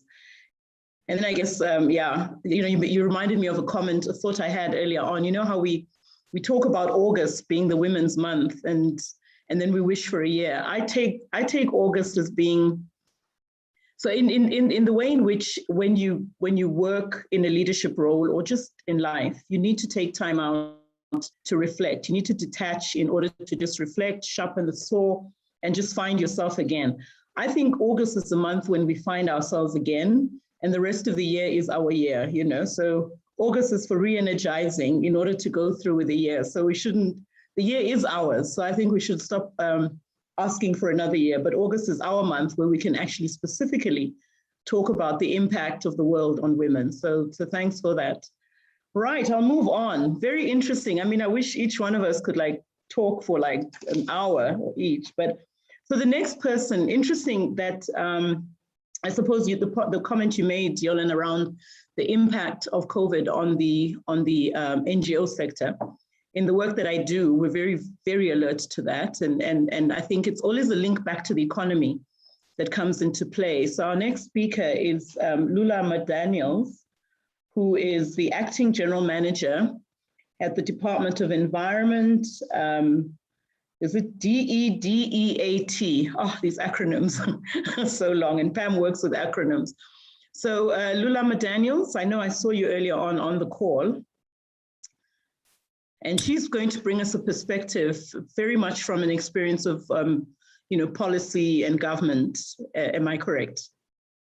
So for you then, Lulama, maybe again, let's ask the same question in the world of government, which I am now beginning to have very, very distant memory of.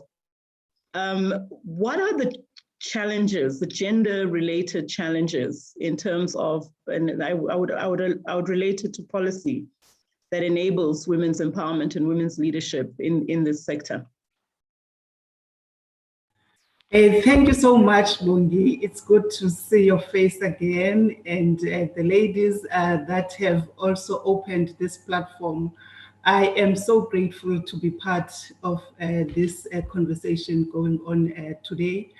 My name is Lula Daniels. I'm the Acting General Manager for Environmental Affairs in the Eastern Cape, in the Department of Economic Development, Environmental Affairs and Tourism. Yourself and Pam go a long way in terms of inspiring us, as I was in your shadow when you were still with Senbi, and the likes of Pam, as well as Nosipho Naba and the others. But now I've just stepped into the shoes of Mr. Mfenyana, who has just retired in June. So I have started in this position in July. With regards to the COVID-19 implications in terms of our work as the conservation or environmental management, I think it has come with both advantages and disadvantages, in the sense that during the hard lockdown that we faced with as we started knowing of the COVID-19 last year towards the end of March, there were some clear signs in terms of improvement in the air quality with regards to factories shutting down, and also no movement in terms of vehicles. So that also gave opportunity for wildlife to enjoy that clear and polluted air, in terms of ensuring that nature also breathes in this kind of a pandemic. But also it gave another blow in terms of, as much as there were those good activities happening, there were also other bad activities like land grabs that were happening adjacent the protected areas, as well as illegal activities of sand mining, because everybody was on lockdown, and you find that people were taking opportunity in terms of sneaking off towards the sea and doing illegal activities. But then that meant that land degradation continued to threaten the supply of our ecosystem services that we get from nature or natural resources, and meant that now there's significant pressure on our natural systems. And then, as well as us as women who are in leadership position, are facing a double blow in terms of how do we ensure that we are building resilience, we have institutional support and adaptive capacity to withhold all that pressure, from ensuring that the female-headed households also are in a space of ensuring that they can provide for their families. As we know that in the Eastern Cape, we have all these beautiful and biodiversity hotspots with regards to the Cape floristic region, the succulent Karoo, Maputaland, Pondoland, Albany hotspots that are putting South Africa in the map in terms of the species richness of our country, as we rank the 5th highest in terms of number of plant species that have been recorded. But you'll find that the rural communities where these hotspots are being located, they don't benefit much in terms of accessing the resources and also benefiting from those natural resources that the country and the world are revering with regards to us contributing that richness in terms of global biodiversity. But that also translates in terms of how we interpret the policies that have been developed to ensure that they cater for the rural people as well as women and youth with regards to the beneficiation. So those are just the challenges that women in leadership positions that are leading a change and transformation in the conservation space have to grapple with, as we know that another activity that is also hampering development is the decline in economic growth that we are seeing in our country, the unemployment, the poverty, and as well we have to juggle all those challenges with the sustainable development agenda, so as to ensure that there is a balance in terms of what we get from our natural resources and how those natural resources are utilized in a sustainable way, so as to balance with our social activities. Thank you. Well, thank you very much, Lulama. Yeah, it's a double-edged sword. So better air quality, great for the environment, but that's because there's no economic activity. So I guess it points to the need for us to really think very, very differently around some of the models that we've had in place for stimulating economic activity. And maybe this, let's not waste this crisis and let's rethink a lot of the things that we do. So yeah, I know I have some crazy ideas around it, but I think this is it's really important that you almost want to, as we go back as we get to coexist with COVID, because I don't want to say as we go back to normal, there's no such a thing as normal. We are where we are.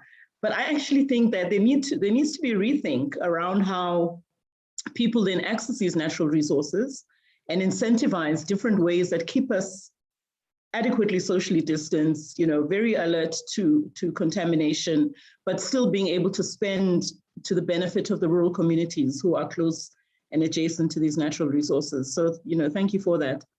Right, so we've kind of heard from kind of more structured business, structured government, and a very established NGO. Now we're going to hear some refresh and fresh thinking. And my next panelist is Amanda Tabashe, who I think on the slide, she kind of had 4 words that describe her. But the way I'd like to introduce her is she comes across as she is an experienced executive, demonstrated leadership, public-private sector, particularly with a specific focus and contribution to international standards development, which I think is an important component of kind of like the new world order. What I find fascinating about her is she transcends the 4IR world with her mission as a Sangoma. So Amanda Tabashe, you have the floor. Well, for you, I'm going to leave it open in terms of what you really like to bring to the fore. You've heard the questions that I've asked, but I'm going to leave it open. Thank you very much. That makes it quite difficult. Sanbonani, Makosi. And thank you very much to Zenanda for hosting this and also for inviting us all to just, I think, pause and reflect. You may regret saying I can say what I want to say, because I definitely will say what I want to say. One of the things is that, as a traditional healer, Umelapi, in South Africa, I'm going to be very specific. It's one of the sadnesses of August, because as well as it being Women's Month, and I'm going to put it in inverted commas because I think We need to have longer conversations about that. But it's also Traditional Medicines Week, the last week of August. It's recognized as such by the WHO. And yet I doubt any of you have heard anything coming out of South Africa, because that's exactly where South Africa is, in that we have the schizophrenic relationship between our roots and our genesis and our culture and this modernity which we live in. And I think it starts infusing and also distorting, for me, in a lot of ways, how we engage with everything, including the environment. One of the things for me that has always been, and I didn't grow up in a rural area. I did not become a sangoma because of having been in that. It was something that found me along the path of life. And yet I've always had an understanding about the importance of nature. What has been quite interesting for me to observe when I take my emotions out of it is just how disconnected even Tina, as abelapi and healers and people who are supposed to be more connected to nature actually are. And it's a question that I ask myself, is that where are we getting it wrong? What has happened? What is this chasm that has come where we are also view nature as a commodity? I must confess that for me, one of the things about COVID that I have really, really enjoyed, and I'm going to own that, is that for once it got humanity to understand that you are the endangered species here. Because I think we've become so big-headed that we think, and I'm going to call it a patriarchal sense of engagement, right? Where we think we sit on this pyramid and we can call the shots for nature, for ourselves, for our bodies, and really without taking away from the pain that has come with this. And I'm leaving that aside. But quite honestly, this is the first time, I think, maybe since the last few pandemic, where we've all had to take and realize that we are moving here. We're not here permanently, and our actions and what we do, irrespective of whether you think the virus is from a lab or not, it still comes from nature. Understand fundamentally and feel it that I'm the one who's endangered here. I'm the one who's supporting destructive economic policies, right? We're about extracting and taking and growing like a cancer, which is abnormal. And yet, and not doing enough to challenge and ask the questions, but really, is this the life we're supposed to be leading? Is this how it's supposed to be? That the small little blue dot with us in, and we think that we own it. We own it. We own the things that we spew out of it, and we can do as we please. Go to the rural areas. Where are you going to find the highest levels of pollution and plastic? The rivers that are so important, even in the rural areas today, because not everybody has got running water.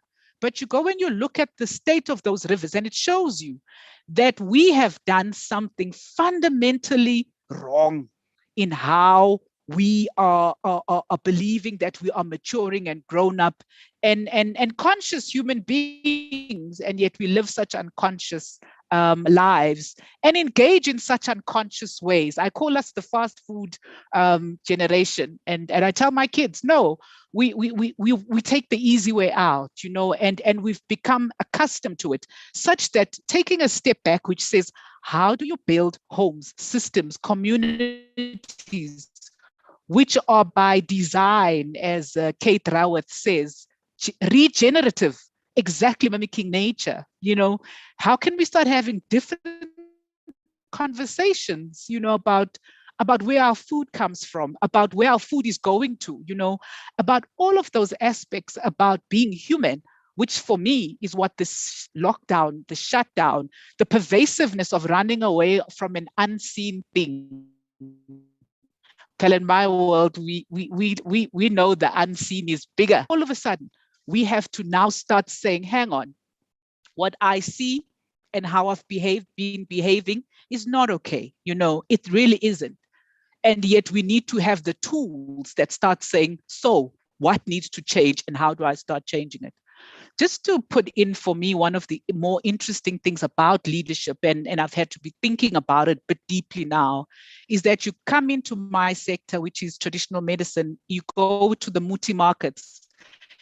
It's primarily women, right, who are at the coalface, who are in the forefront, and yet in the structures, the leadership structures, the women are absent. It's like churches. Women go to church every Sunday, but the church is led by men. No disrespect. I'm just pointing out a thing. And it's got me thinking that maybe even the patriarchal model of leadership, we must, something's wrong, because you put women in a group, in a circle, and we can come up with the interventions that need to be made. And yet when we must then take it and lead it in the patriarchal model of leadership, you don't find us there. Should we not be having a conversation which says these leadership structures are not conducive and empowering and supportive of women's voices, so that we stop trying to want to force it in that structure, but actually be radical and say, no, but there are new leadership models that we should be implementing that take into account that I've got a voice, I'm a mother, I have a family, I'm a daughter, I'm all of those things, and I can't be one without the others. And yet what current modes of leading require of me is to choose which one I need to be. And so that's my small contribution. For me, COVID-19 has led me to remember that I'm the one that's the endangered species, and I should start behaving like I understand that I must only, as they say when you used to go to the beach, leave only my footprints behind, and start being very careful about the things that I'm treading on and what it is that I'm leaving behind. Thank you.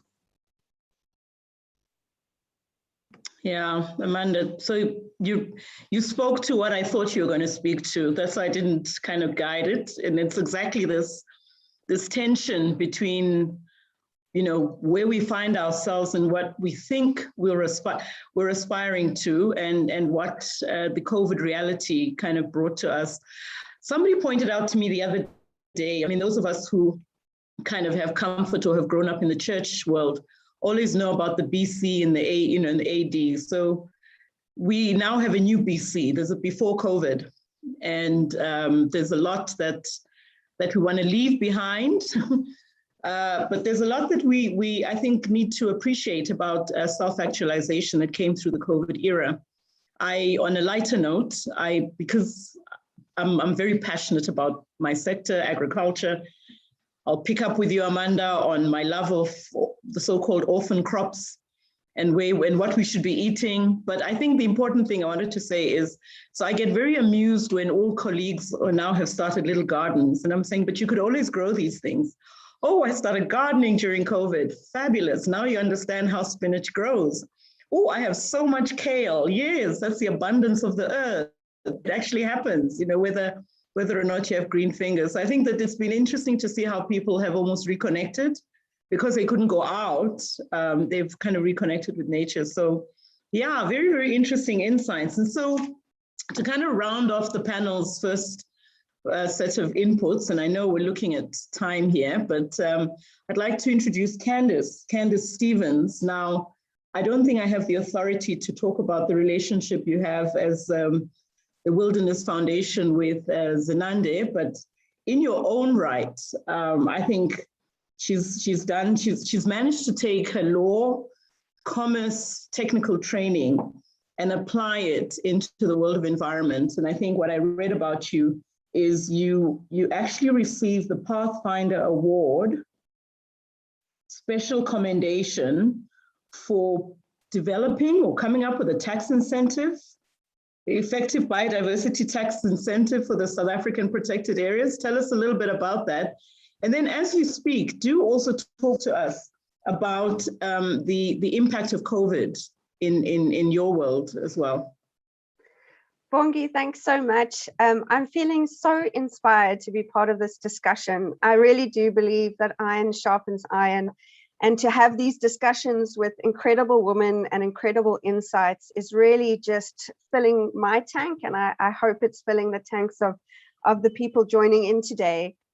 So in a nutshell, I'm essentially a green finance innovator. So not only do I find myself in the space as a woman in predominantly male-dominated sectors, not just conservation, but finance as well, but also in a totally new space in creating financial solutions for the environment that were never there before.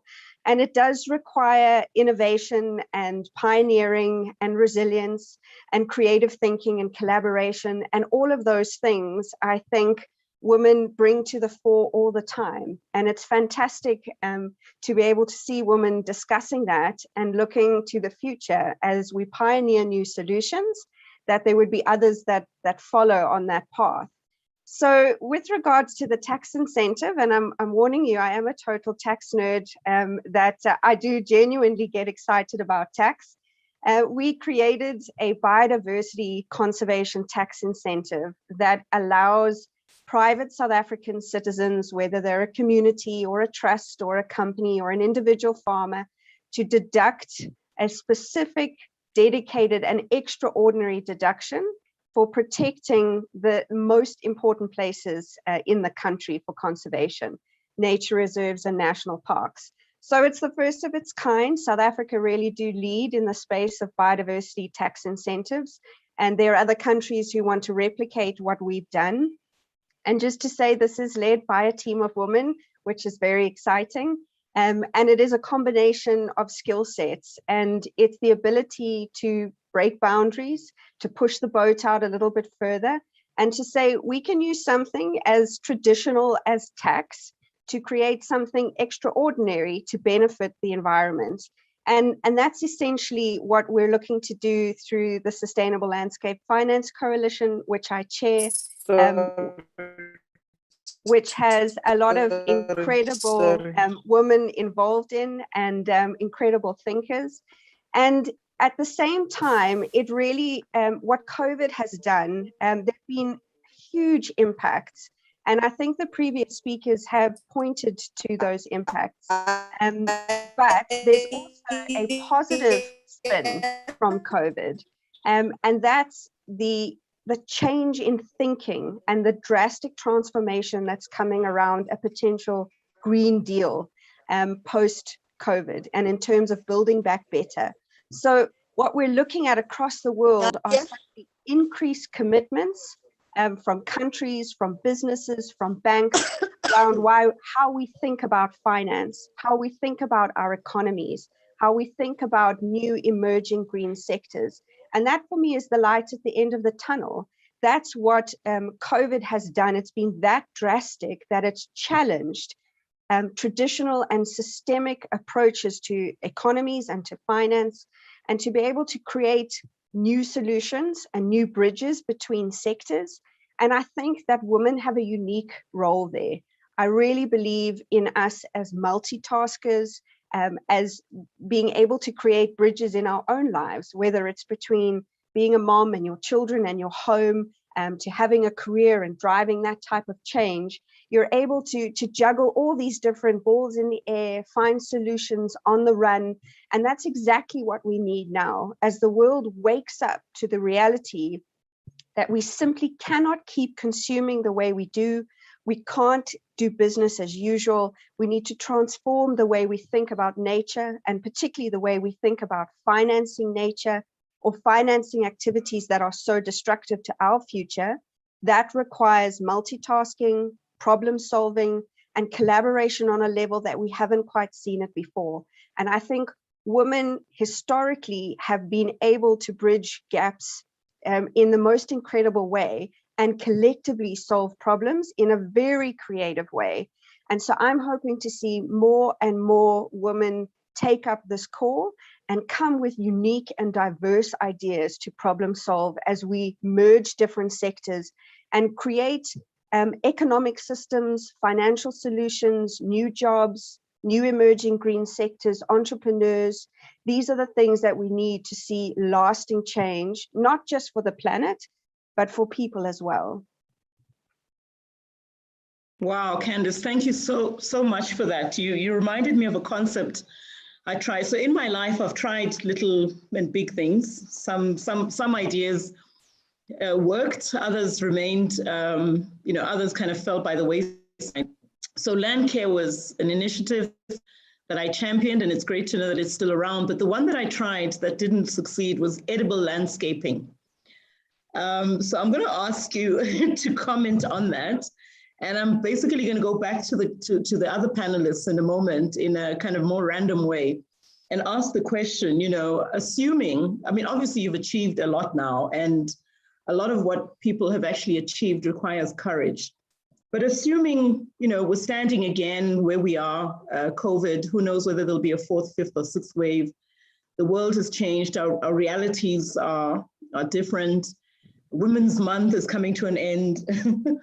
So assuming that you have the power, you have the authority, and you also have the resources, what is the one thing you would do to change the status quo in any chosen area? Wow, that is a really big question. That's like being given 3 genie wishes.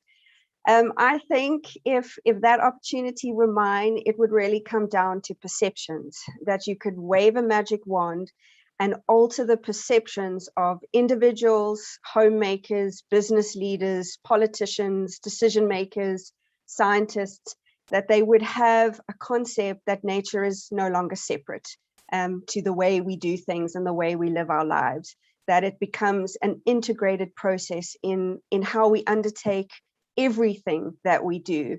That would just be an incredible transition to make. And I think the second wave of the wand would also be around women rising up, despite all of the responsibilities that they have, particularly at home, that they would have the courage to go and push above and beyond and pioneer new paths, because I believe that there are solutions sitting within women across the country, across the planet, that if we could get those out into open space, we would see incredible transformation.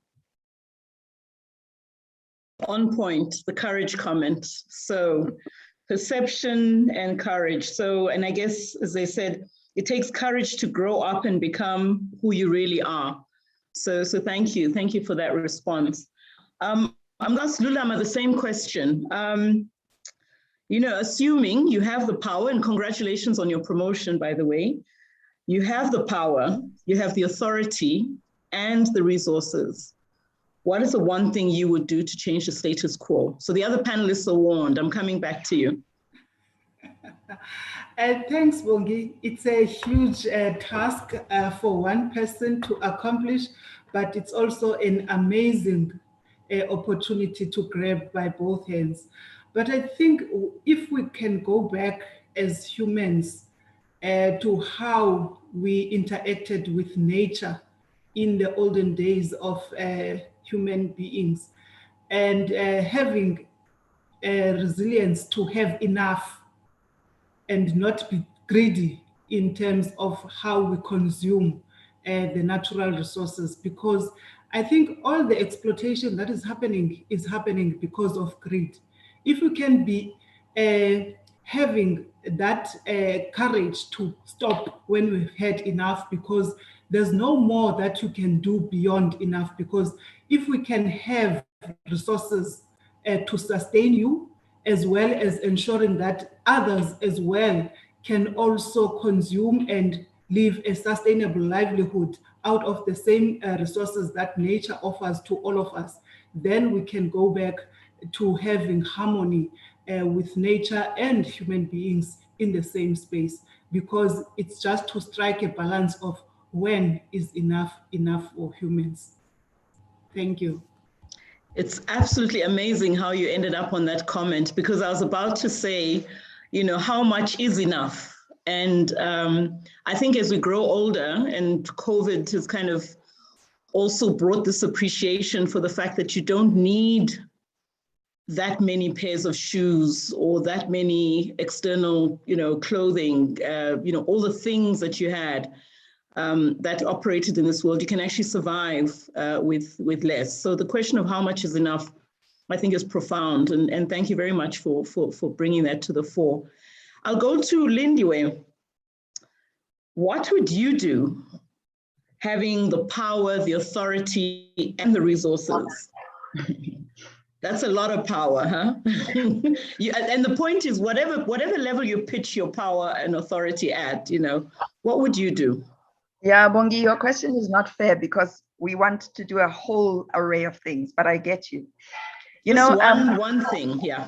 Yeah. So when I put my transformation hat on, and it doesn't matter whether you're in corporate or whether you're in government or whichever sector you're in, at the end of the day, we have a very clear structure in terms of the things that will transform our environment.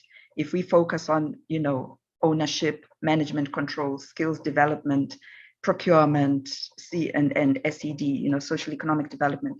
Out of all of those, for me, what always is so important is skills development. Because I really think that if we approach skills development with a different perspective, we are more likely to have a much more inclusive environment for women. It's easy to start looking at oneself to even just say, it's not a big deal that I'm in a senior position today. It really is about the education. How many of our young people know about the array of different skills that are available in environment and conservation? And there's very, very few of us who even know that you could become a biologist, you could become a botanist, you could be a landscape ecologist, you could be a marine biologist, you could be a conservation manager, you could be an environmental educationalist, you could be a freshwater fisheries biologist, and it goes on and on and on. And I really wish, if it was my wish, I would find a way of exposing young girls, young ladies, young women who are still at the prime of their education to all the opportunities that are out there. The days of hundreds of bed and breakfasts and hotels and hotel managers have come and gone. Those were our days. We now need to see people diversifying and understanding that it's in the diversification of skills that you will empower yourself, so that when tough times like this pandemic has taught us come, you are able to pivot. You are able to turn your situation around because you've been exposed to education, you've been exposed to mentors, you've been exposed to a platform that says learning is endless. And it would really be my wish that every single girl child in our nation and on this continent and in the rest of the world would be given that one opportunity of, first of all, being told what is out there, the world is your oyster, but also being given that opportunity to really expand on their knowledge. And it's never too late. Women also, not necessarily young women, elderly women like ourselves, if you want to empower yourself, management courses, financial courses, marketing courses, the more sort of male-dominated environments, it shouldn't be such a big deal that Sunparks has just only now appointed its first chief female ranger. We need to see far much more beyond that. So that would be my wish for me. Wow, yeah, lifelong learning, the love of learning is really what we want. We want a world where learning happens formally, informally, and it comes in all sorts of shapes and sizes. So I think you're absolutely spot on in the array. Just on a lighter note, Lindu, I don't know what I was scanning on social media in this advert. I don't know whether it was because of my age, but this advert came up, MBAs for the elderly. So I thought, for seniors. So, okay, there's opportunity, you don't stop learning and people are actually funding it as well. So MBAs for the elderly, that's what we should all be looking for. Right, Yolan, back to you. What is the one thing you would do with the authority, the power, and the resources? This is about dreaming big. Bongi, seeing as I can dream big, I'm not going to give you just one. I'm going to give you a few if you don't mind. So you made the point earlier on if you could wave the magic wand. So I'm going to separate my magic wand for just now, if that's okay. But I'll deal with if I had the power and the resources. So there's probably three things in the short term that I would change if I could have my wish as far as this country goes. So the first thing I think I would love to do is to be able to really instill, and yes, I'm going to talk to the highest level of leadership in the country, but then also right through every other political body, every other department, every other corporate NGO, etc. But we need courageous leadership in South Africa. We need courageous leadership in every single sector. And by this, what I mean is that in South Africa, I think we are all too worried about our political futures, our financial futures, and that speaks to greed and the corruption and the points that were raised earlier. We make decisions based on all the wrong things. And to me, courageous leadership starts with defining your legacy. What do you want to leave behind you? Do you know, is the most important thing to leave a significant amount of money in a bank account for your children and 5 big cars? Or is it important that you've inspired a generation to come after you and to do greater things than you did? And is the legacy, for example, environmental sustainability? Is there legacy about empowering other people? Is the legacy about being a role model? And I think that we have a dearth of leadership in South Africa that has a defined legacy that's even understandable to the rest of us. And yes, as I said, I'm being bold and I'm talking about at the political level, but I also think that we see that in business and all the organizations we represent, we are seeing a dearth of really courageous leadership in South Africa. And I think that would be the first thing I would like to change. The second thing that I feel very strongly about is equal, powerful, and effective education for all in this country. And I'm talking right from ECD levels, primary school, etc. I'm actually not talking about environmental education. I have a slightly controversial view on that.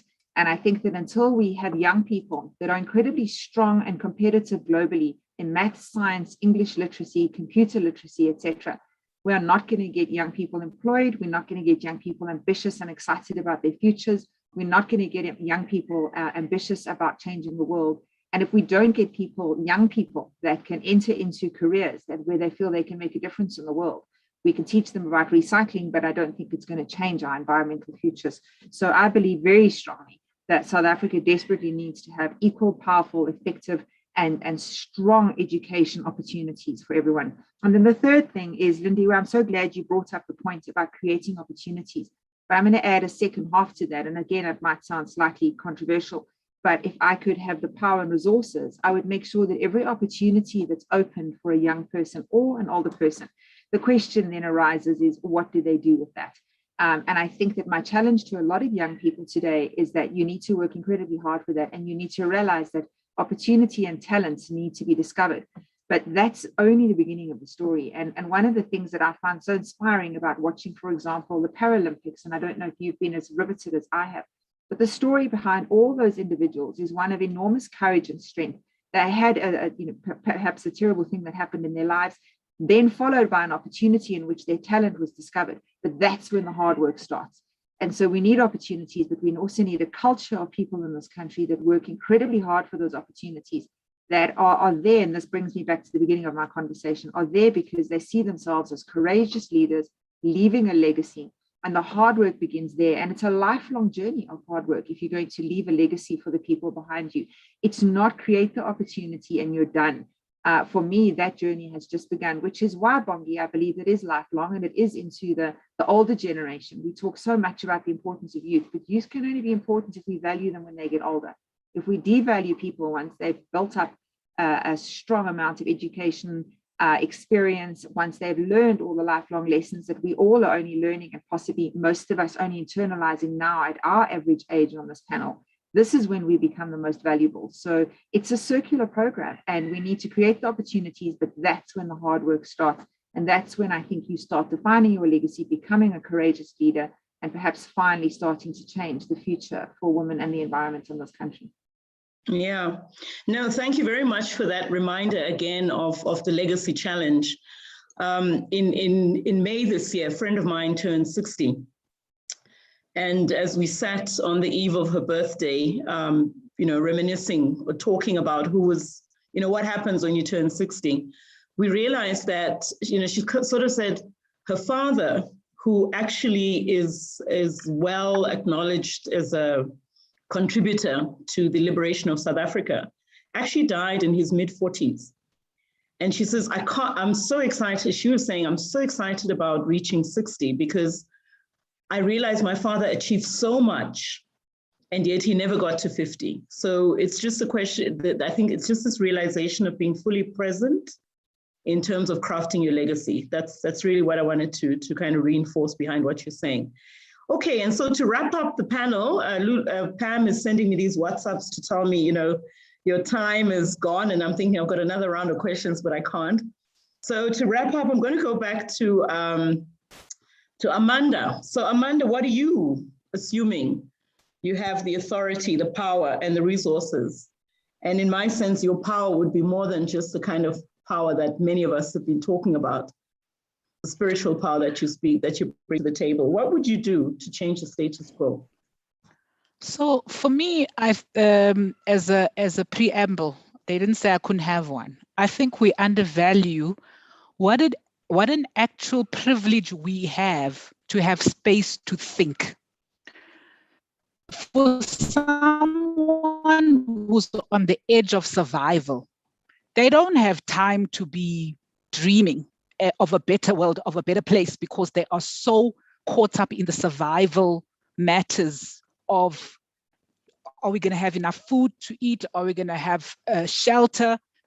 You know, the base of Maslow's hierarchy of needs. Are we going to have clean air, that we take for granted? Am I going to have water? The majority of people are still caught there. What we underestimate when we talk about the big stories about how Zuckerberg did this, how Bill Gates built, the big entrepreneurs, Steve Jobs, is that they didn't have to worry about the basic social, I'll call them the social security needs. And for me, nobody said this, I'm saying that one of the reasons why you find that Scandinavia is where a lot of innovation comes from is because they're a country that has a lot of social security and social support. So if I could do only one thing, because I think that will be the catalyst for the rest, because we really underestimate, even if you can have the best teacher, if you're sitting in class and you are hungry, ain't nothing that teacher is going to do. If you've got the best teacher and you're sitting in class and your mom was just beaten up the night before, so you didn't sleep, all of the rest falls flat. We must take care of our people. We must take care, remove the slavery that people find themselves trapped in, and we must call it what it is, that we have to fight for a minimum wage for a domestic worker who's supporting a family, and we don't think there's anything wrong with that. So for me, actually, it would be a starting point which says, this is the society you've created, where this inequality, this question of inequality and the persistence of it, we can say people must get better education and opportunities and whatever else you want to say. But those of us who have the space to think don't realize that we are privileged in this country. And so for me, it would be to be able to allow each and every person, young, old, does not matter, the space to not have your heart palpitating because you don't know where the next money is going to come from to pay for this financialized life that we have created. That even to start the planting, Bongi, I need to go and buy seeds. And so that is what if I could wave my wand, because if we take that in, we can then start saying people, what is enough? If I don't even have zero, and then you want me to start bringing my expectations down when I see what other people live with, we just, we're playing with games. Small story, we go to the rural areas, KwaZulu, quite often with my husband. My husband runs. And so we park the car, he'll go jogging every day, and no one understands why is this man, he ran to the shop and everywhere else. And then I said to him, but you don't understand. That car is an aspiration for so many people. You have moved beyond that for you, you are enjoying this air, this ability to walk and run to the shop. And for me, we need to get to that point where everyone can have that same space, which says, what would a different life look like? Yeah, profound. So coming back to the real challenge underpinning all of this conversation, the challenge of inequality and how to reduce that gap. In fact, how to eradicate it. Because for as long as it exists, we live in fear. And if you think of what happened during COVID, one of the most, I would lie awake and say to myself, this COVID, if there's one thing it's done, It's an equalizer. It knows no age, class, race, gender. It gets you, and it impacts your ability to move. It impacts your ability to act. So I think the counter to COVID being a constraint, it really is an opportunity to actually look again and say, so what are the solutions for closing the inequality gap? And what are the fears that are stopping us from being very bold about doing things very, very differently? Because if we don't, we will still go back to this gaping hole that then reintroduces fear, and then we won't have courage to change. So I personally think, if I answer the question myself, one of the things I've learned in my, call it maturing years, is the most important thing is to change how you deal with yourself and how you get people to interact with you. And you can't change how people interact with you until you change yourself. So if anything, the people in this chat, if we can change the way in which we operate as change agents and be much more intentional about that, then I think you start a wave of change, because anybody you interact with, you will actually be conveying this need to provide leadership, this need to change the world, this need to address inequality, this need to be compassionate and respectful, but most importantly, to provide leadership at every level of our society, because that's the only way women are going to effectively change the world for women. So to Pam, very, very special thank you. I must confess, this is the first day of my holiday, and it's a wonderful way to start my holiday by interacting with such amazing women and to hear such amazing stories. But I'm actually going into a refresh mode during this week of traditional medicine, end of the month and springtime, perfectly timed. So enjoy the rest of the session, and thank you very much to Zenande and the Wilderness Foundation for enabling this panel to sit and share with you today. Back to you, Pam. Thank you, Bongi. And let me just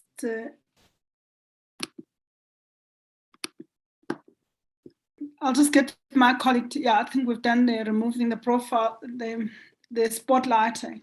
This morning for me, it's been like I don't know how much information and inspiration one can get in one morning, and it's just, we thought we had the minister, and I thought, okay, good start, and then we had Saray, and I thought, wow. And I've now run out of words to say what is the gems that have come out of this panel. And thanks to everyone. It's not my job to thank. Pinky's going to be doing that in a few minutes. But just for me, just to say from where I'm sitting, I've been writing notes and things, and I know our social media team is just picking up on the messages, and that's going to go into our social media platforms, talking about which we are actually on a number of platforms. So just look for Zenande on Instagram. We are Zenande_leadership. Okay, they are all put in the chat box. Just go there and like and follow us, because that's where some of the things we will communicate. On Facebook, we are Zenande Leadership Consulting. Twitter, we are Zenande Leads, Zenande_leads, and YouTube channel where this whole thing is being live streamed. This whole event. We are Zenande Leadership Consulting. If you find us there, you can watch this or get someone else, or send the link to someone else that might have missed this morning or attendance live. So if you go to our website, sorry, not our website, to YouTube and look for Zenande Leadership Consulting, you'll find this the recording and all of the proceedings. And then on LinkedIn, we are Zenande Leadership Consulting. So we will be taking and extracting from this session and putting gems, all of the learnings from our perspective, but we would want you to come and co-create that, okay? In the 10 minutes or so that I'm left with, I want to run a Mentimeter poll just to get the audience voices into what goes into the narrative of this meeting. So what do you need for that? There's a link that we're gonna post in the chat box. You can click on that. Alternatively, you can just go to www on a second device. It could be a phone or your iPad or whatever, or a tablet, and go to www.menti.com. Once you get there, it would ask for a code. And the code it's also in the chat, 207 751 99. It will take you to this meeting.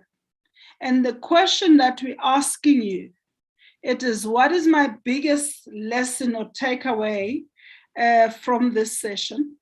And as people have got the code, no, Lebo, please don't, yes, leave it here.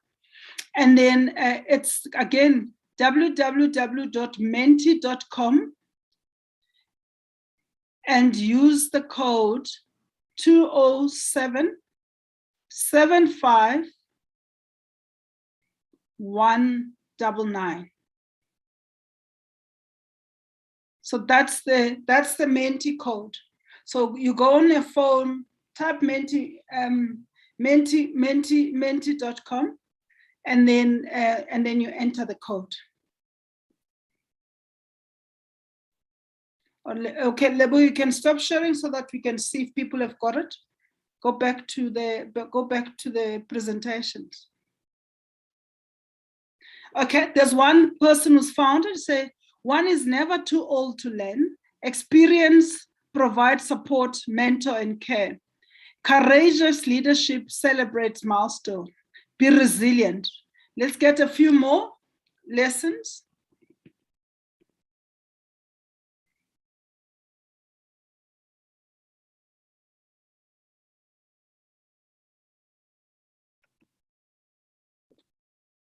So you go to www.menti.com, and then it gives you, and please don't go back, just leave it where it is now.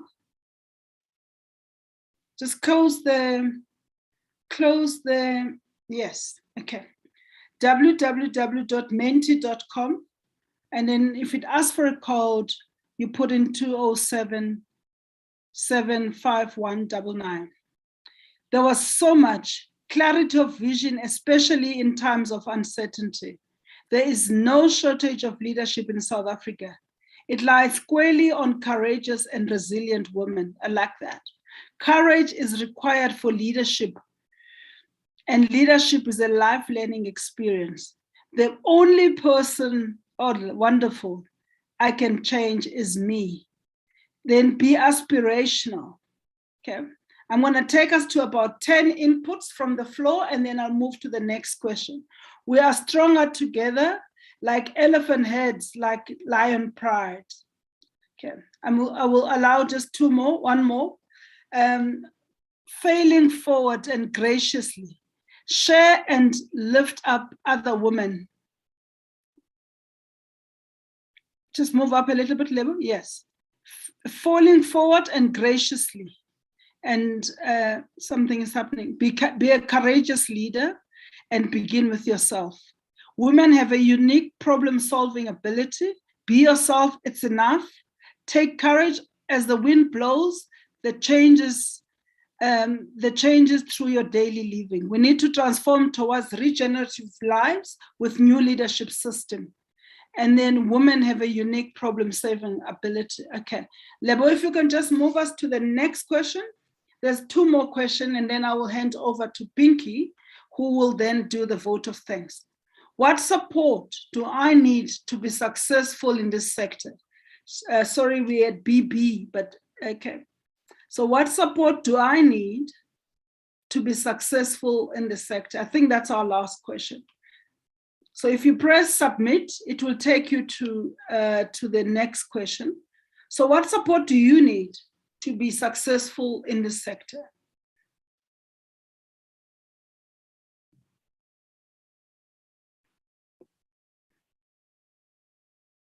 I'll wait for a few minutes. Empowering networks like this, thank you. To be given the chance to innovate and pioneer new ideas. Holistic and inclusive understanding. Any more? Building my belief system, thank you. Continuing engagement, yes, networks and engagement, and continue to talk. To be given the opportunity to speak, more platforms and networks as such as these. A place to tap where I can, share my journey of trials and tribulations, and peer support and mentorship, experienced colleagues to mentor, and to be allowed to get things wrong. It's a big thing, yes, to be given permission and also give ourselves permission to make mistakes and get things wrong. To have my ideas accepted and be given an opportunity to speak and network. So network engagement is coming up quite a few times. Let's just allow, they want to move up a little bit so that I can read the rest that are at the bottom of the screen. Yes, Bongi, I agree. On the chat, you're saying permission to fail. Yes.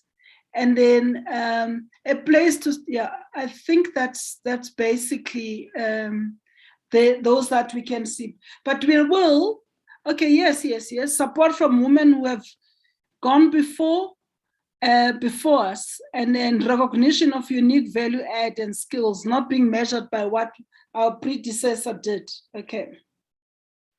And then opportunity to create solutions, awesome.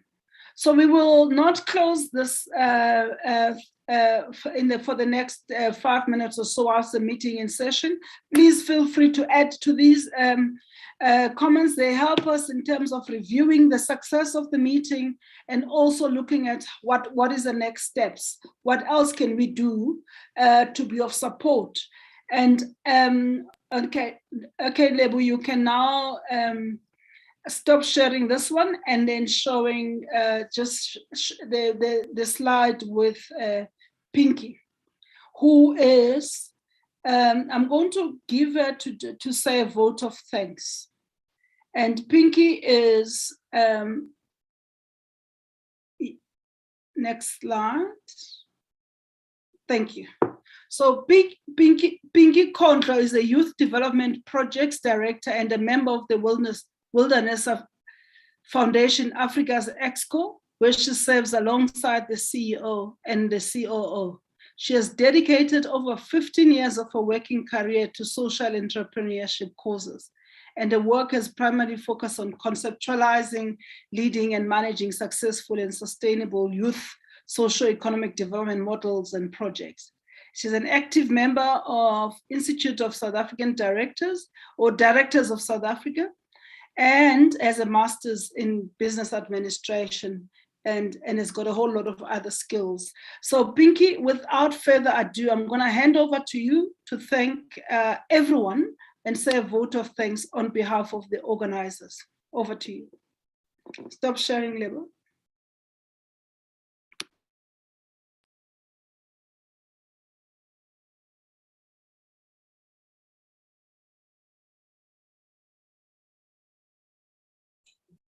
Hi, Sis Pinky. Can you please unmute your mic?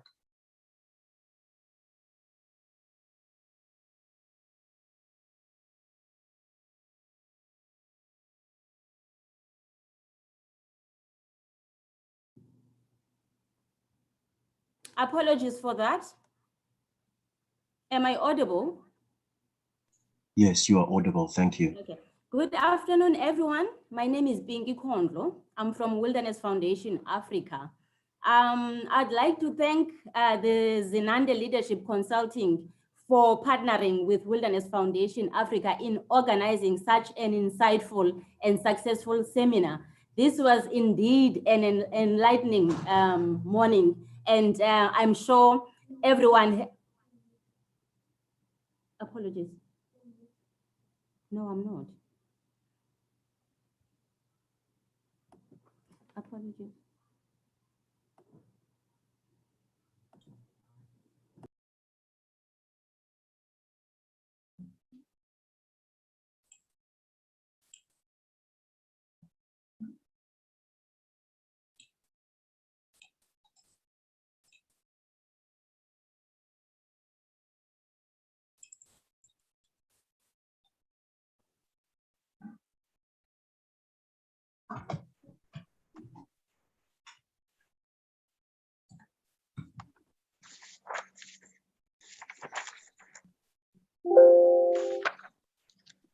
Did we lose Pinky?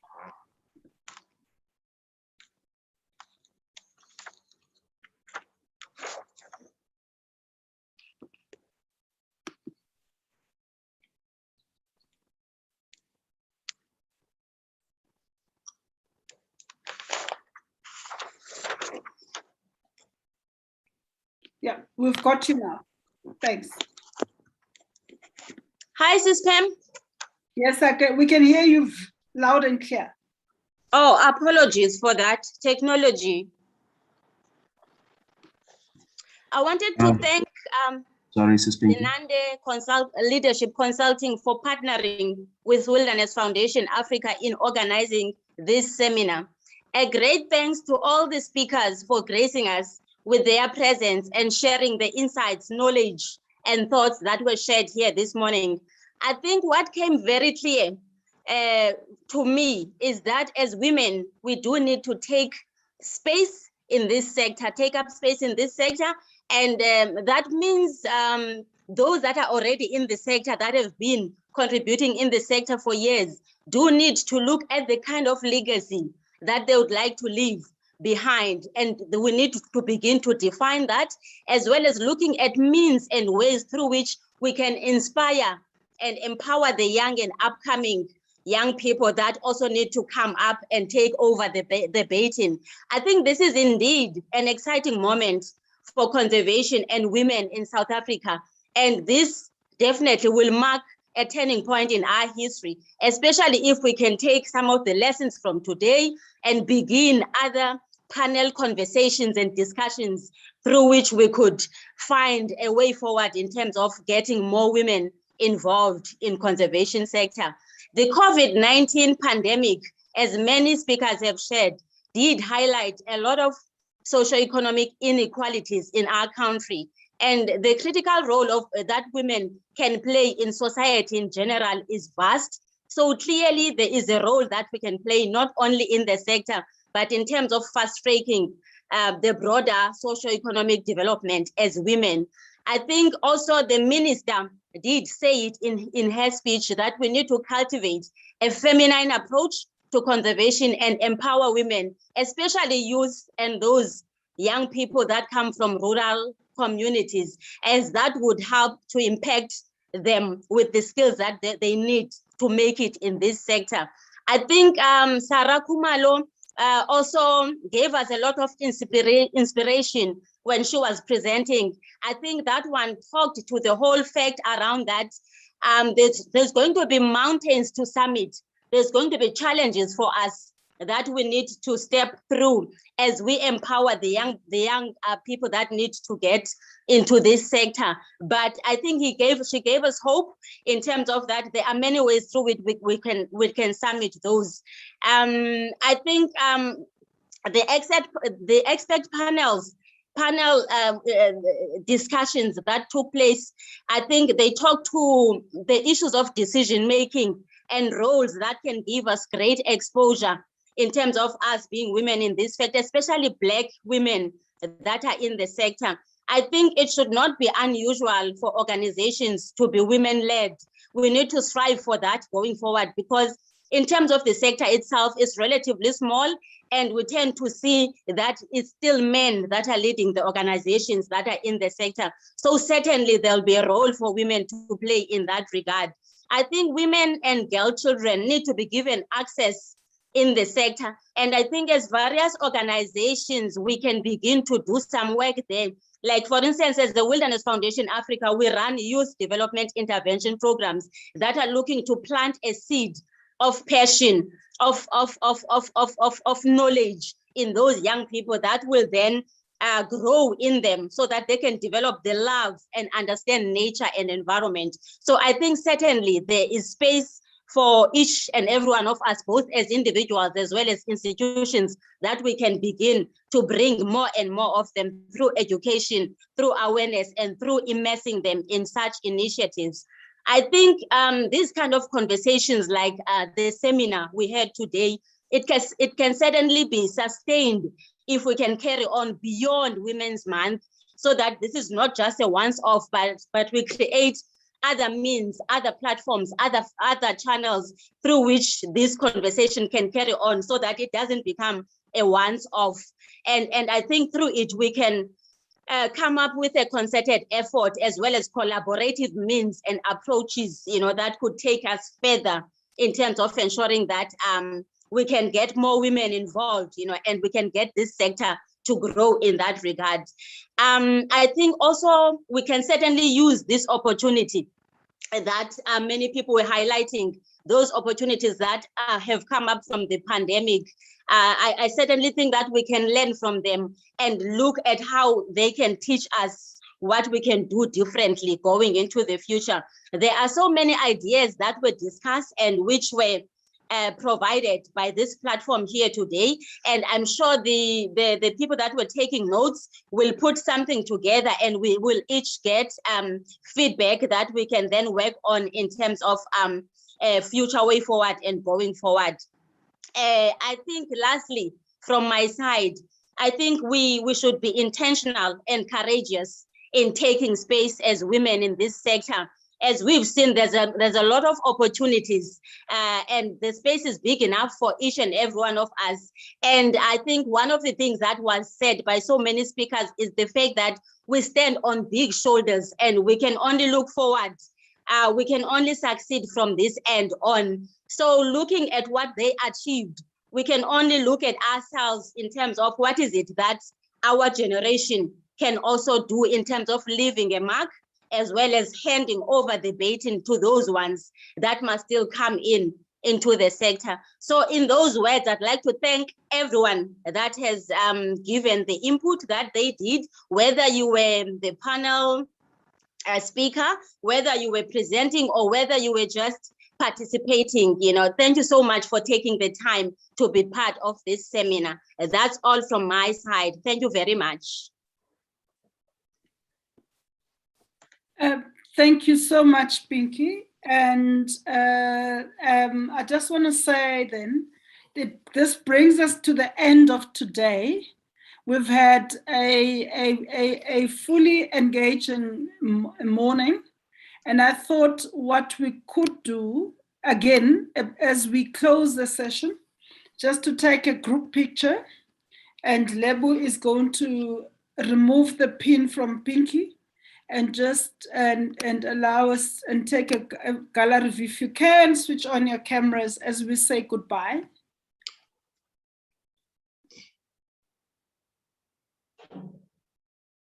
Okay, smiles. Yeah. Okay, Mongi, sorry, Lebu, you'll tell us when you've taken each page. So otherwise we get, whilst there's lots of benefits with smiling, but the faces can get tired. So we need to know that. So if you could just get our cameras and we'd take a smiling picture of the group. Okay. Everybody say cheese in 3, 2, 1. Cheese. Cheese. I'm gonna take this first. Thank you. Then I will move on to the second page. So keep smiling, because you never know whether you're on the first page or the second page.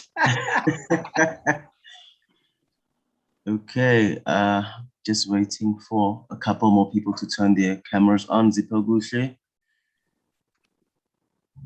Crystal, Samson, Elaine.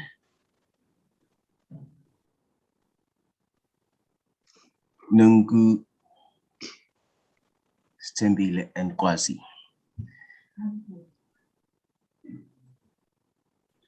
Okay. All right, on that happy note, I'd like to say once again, thank you very much. Have a good day further. And I think we had a lot out of this morning, and it is COVID time. It's a long time to be connected for more than 3 hours. And I appreciate that people stayed on. It shows that we're resilient. And we also acknowledge that our time has come, and we want to gracefully step up to the role that we have to play.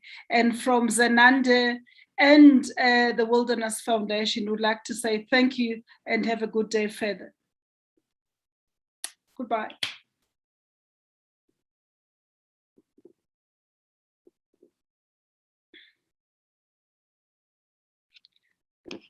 Yes, we'll make the recording available.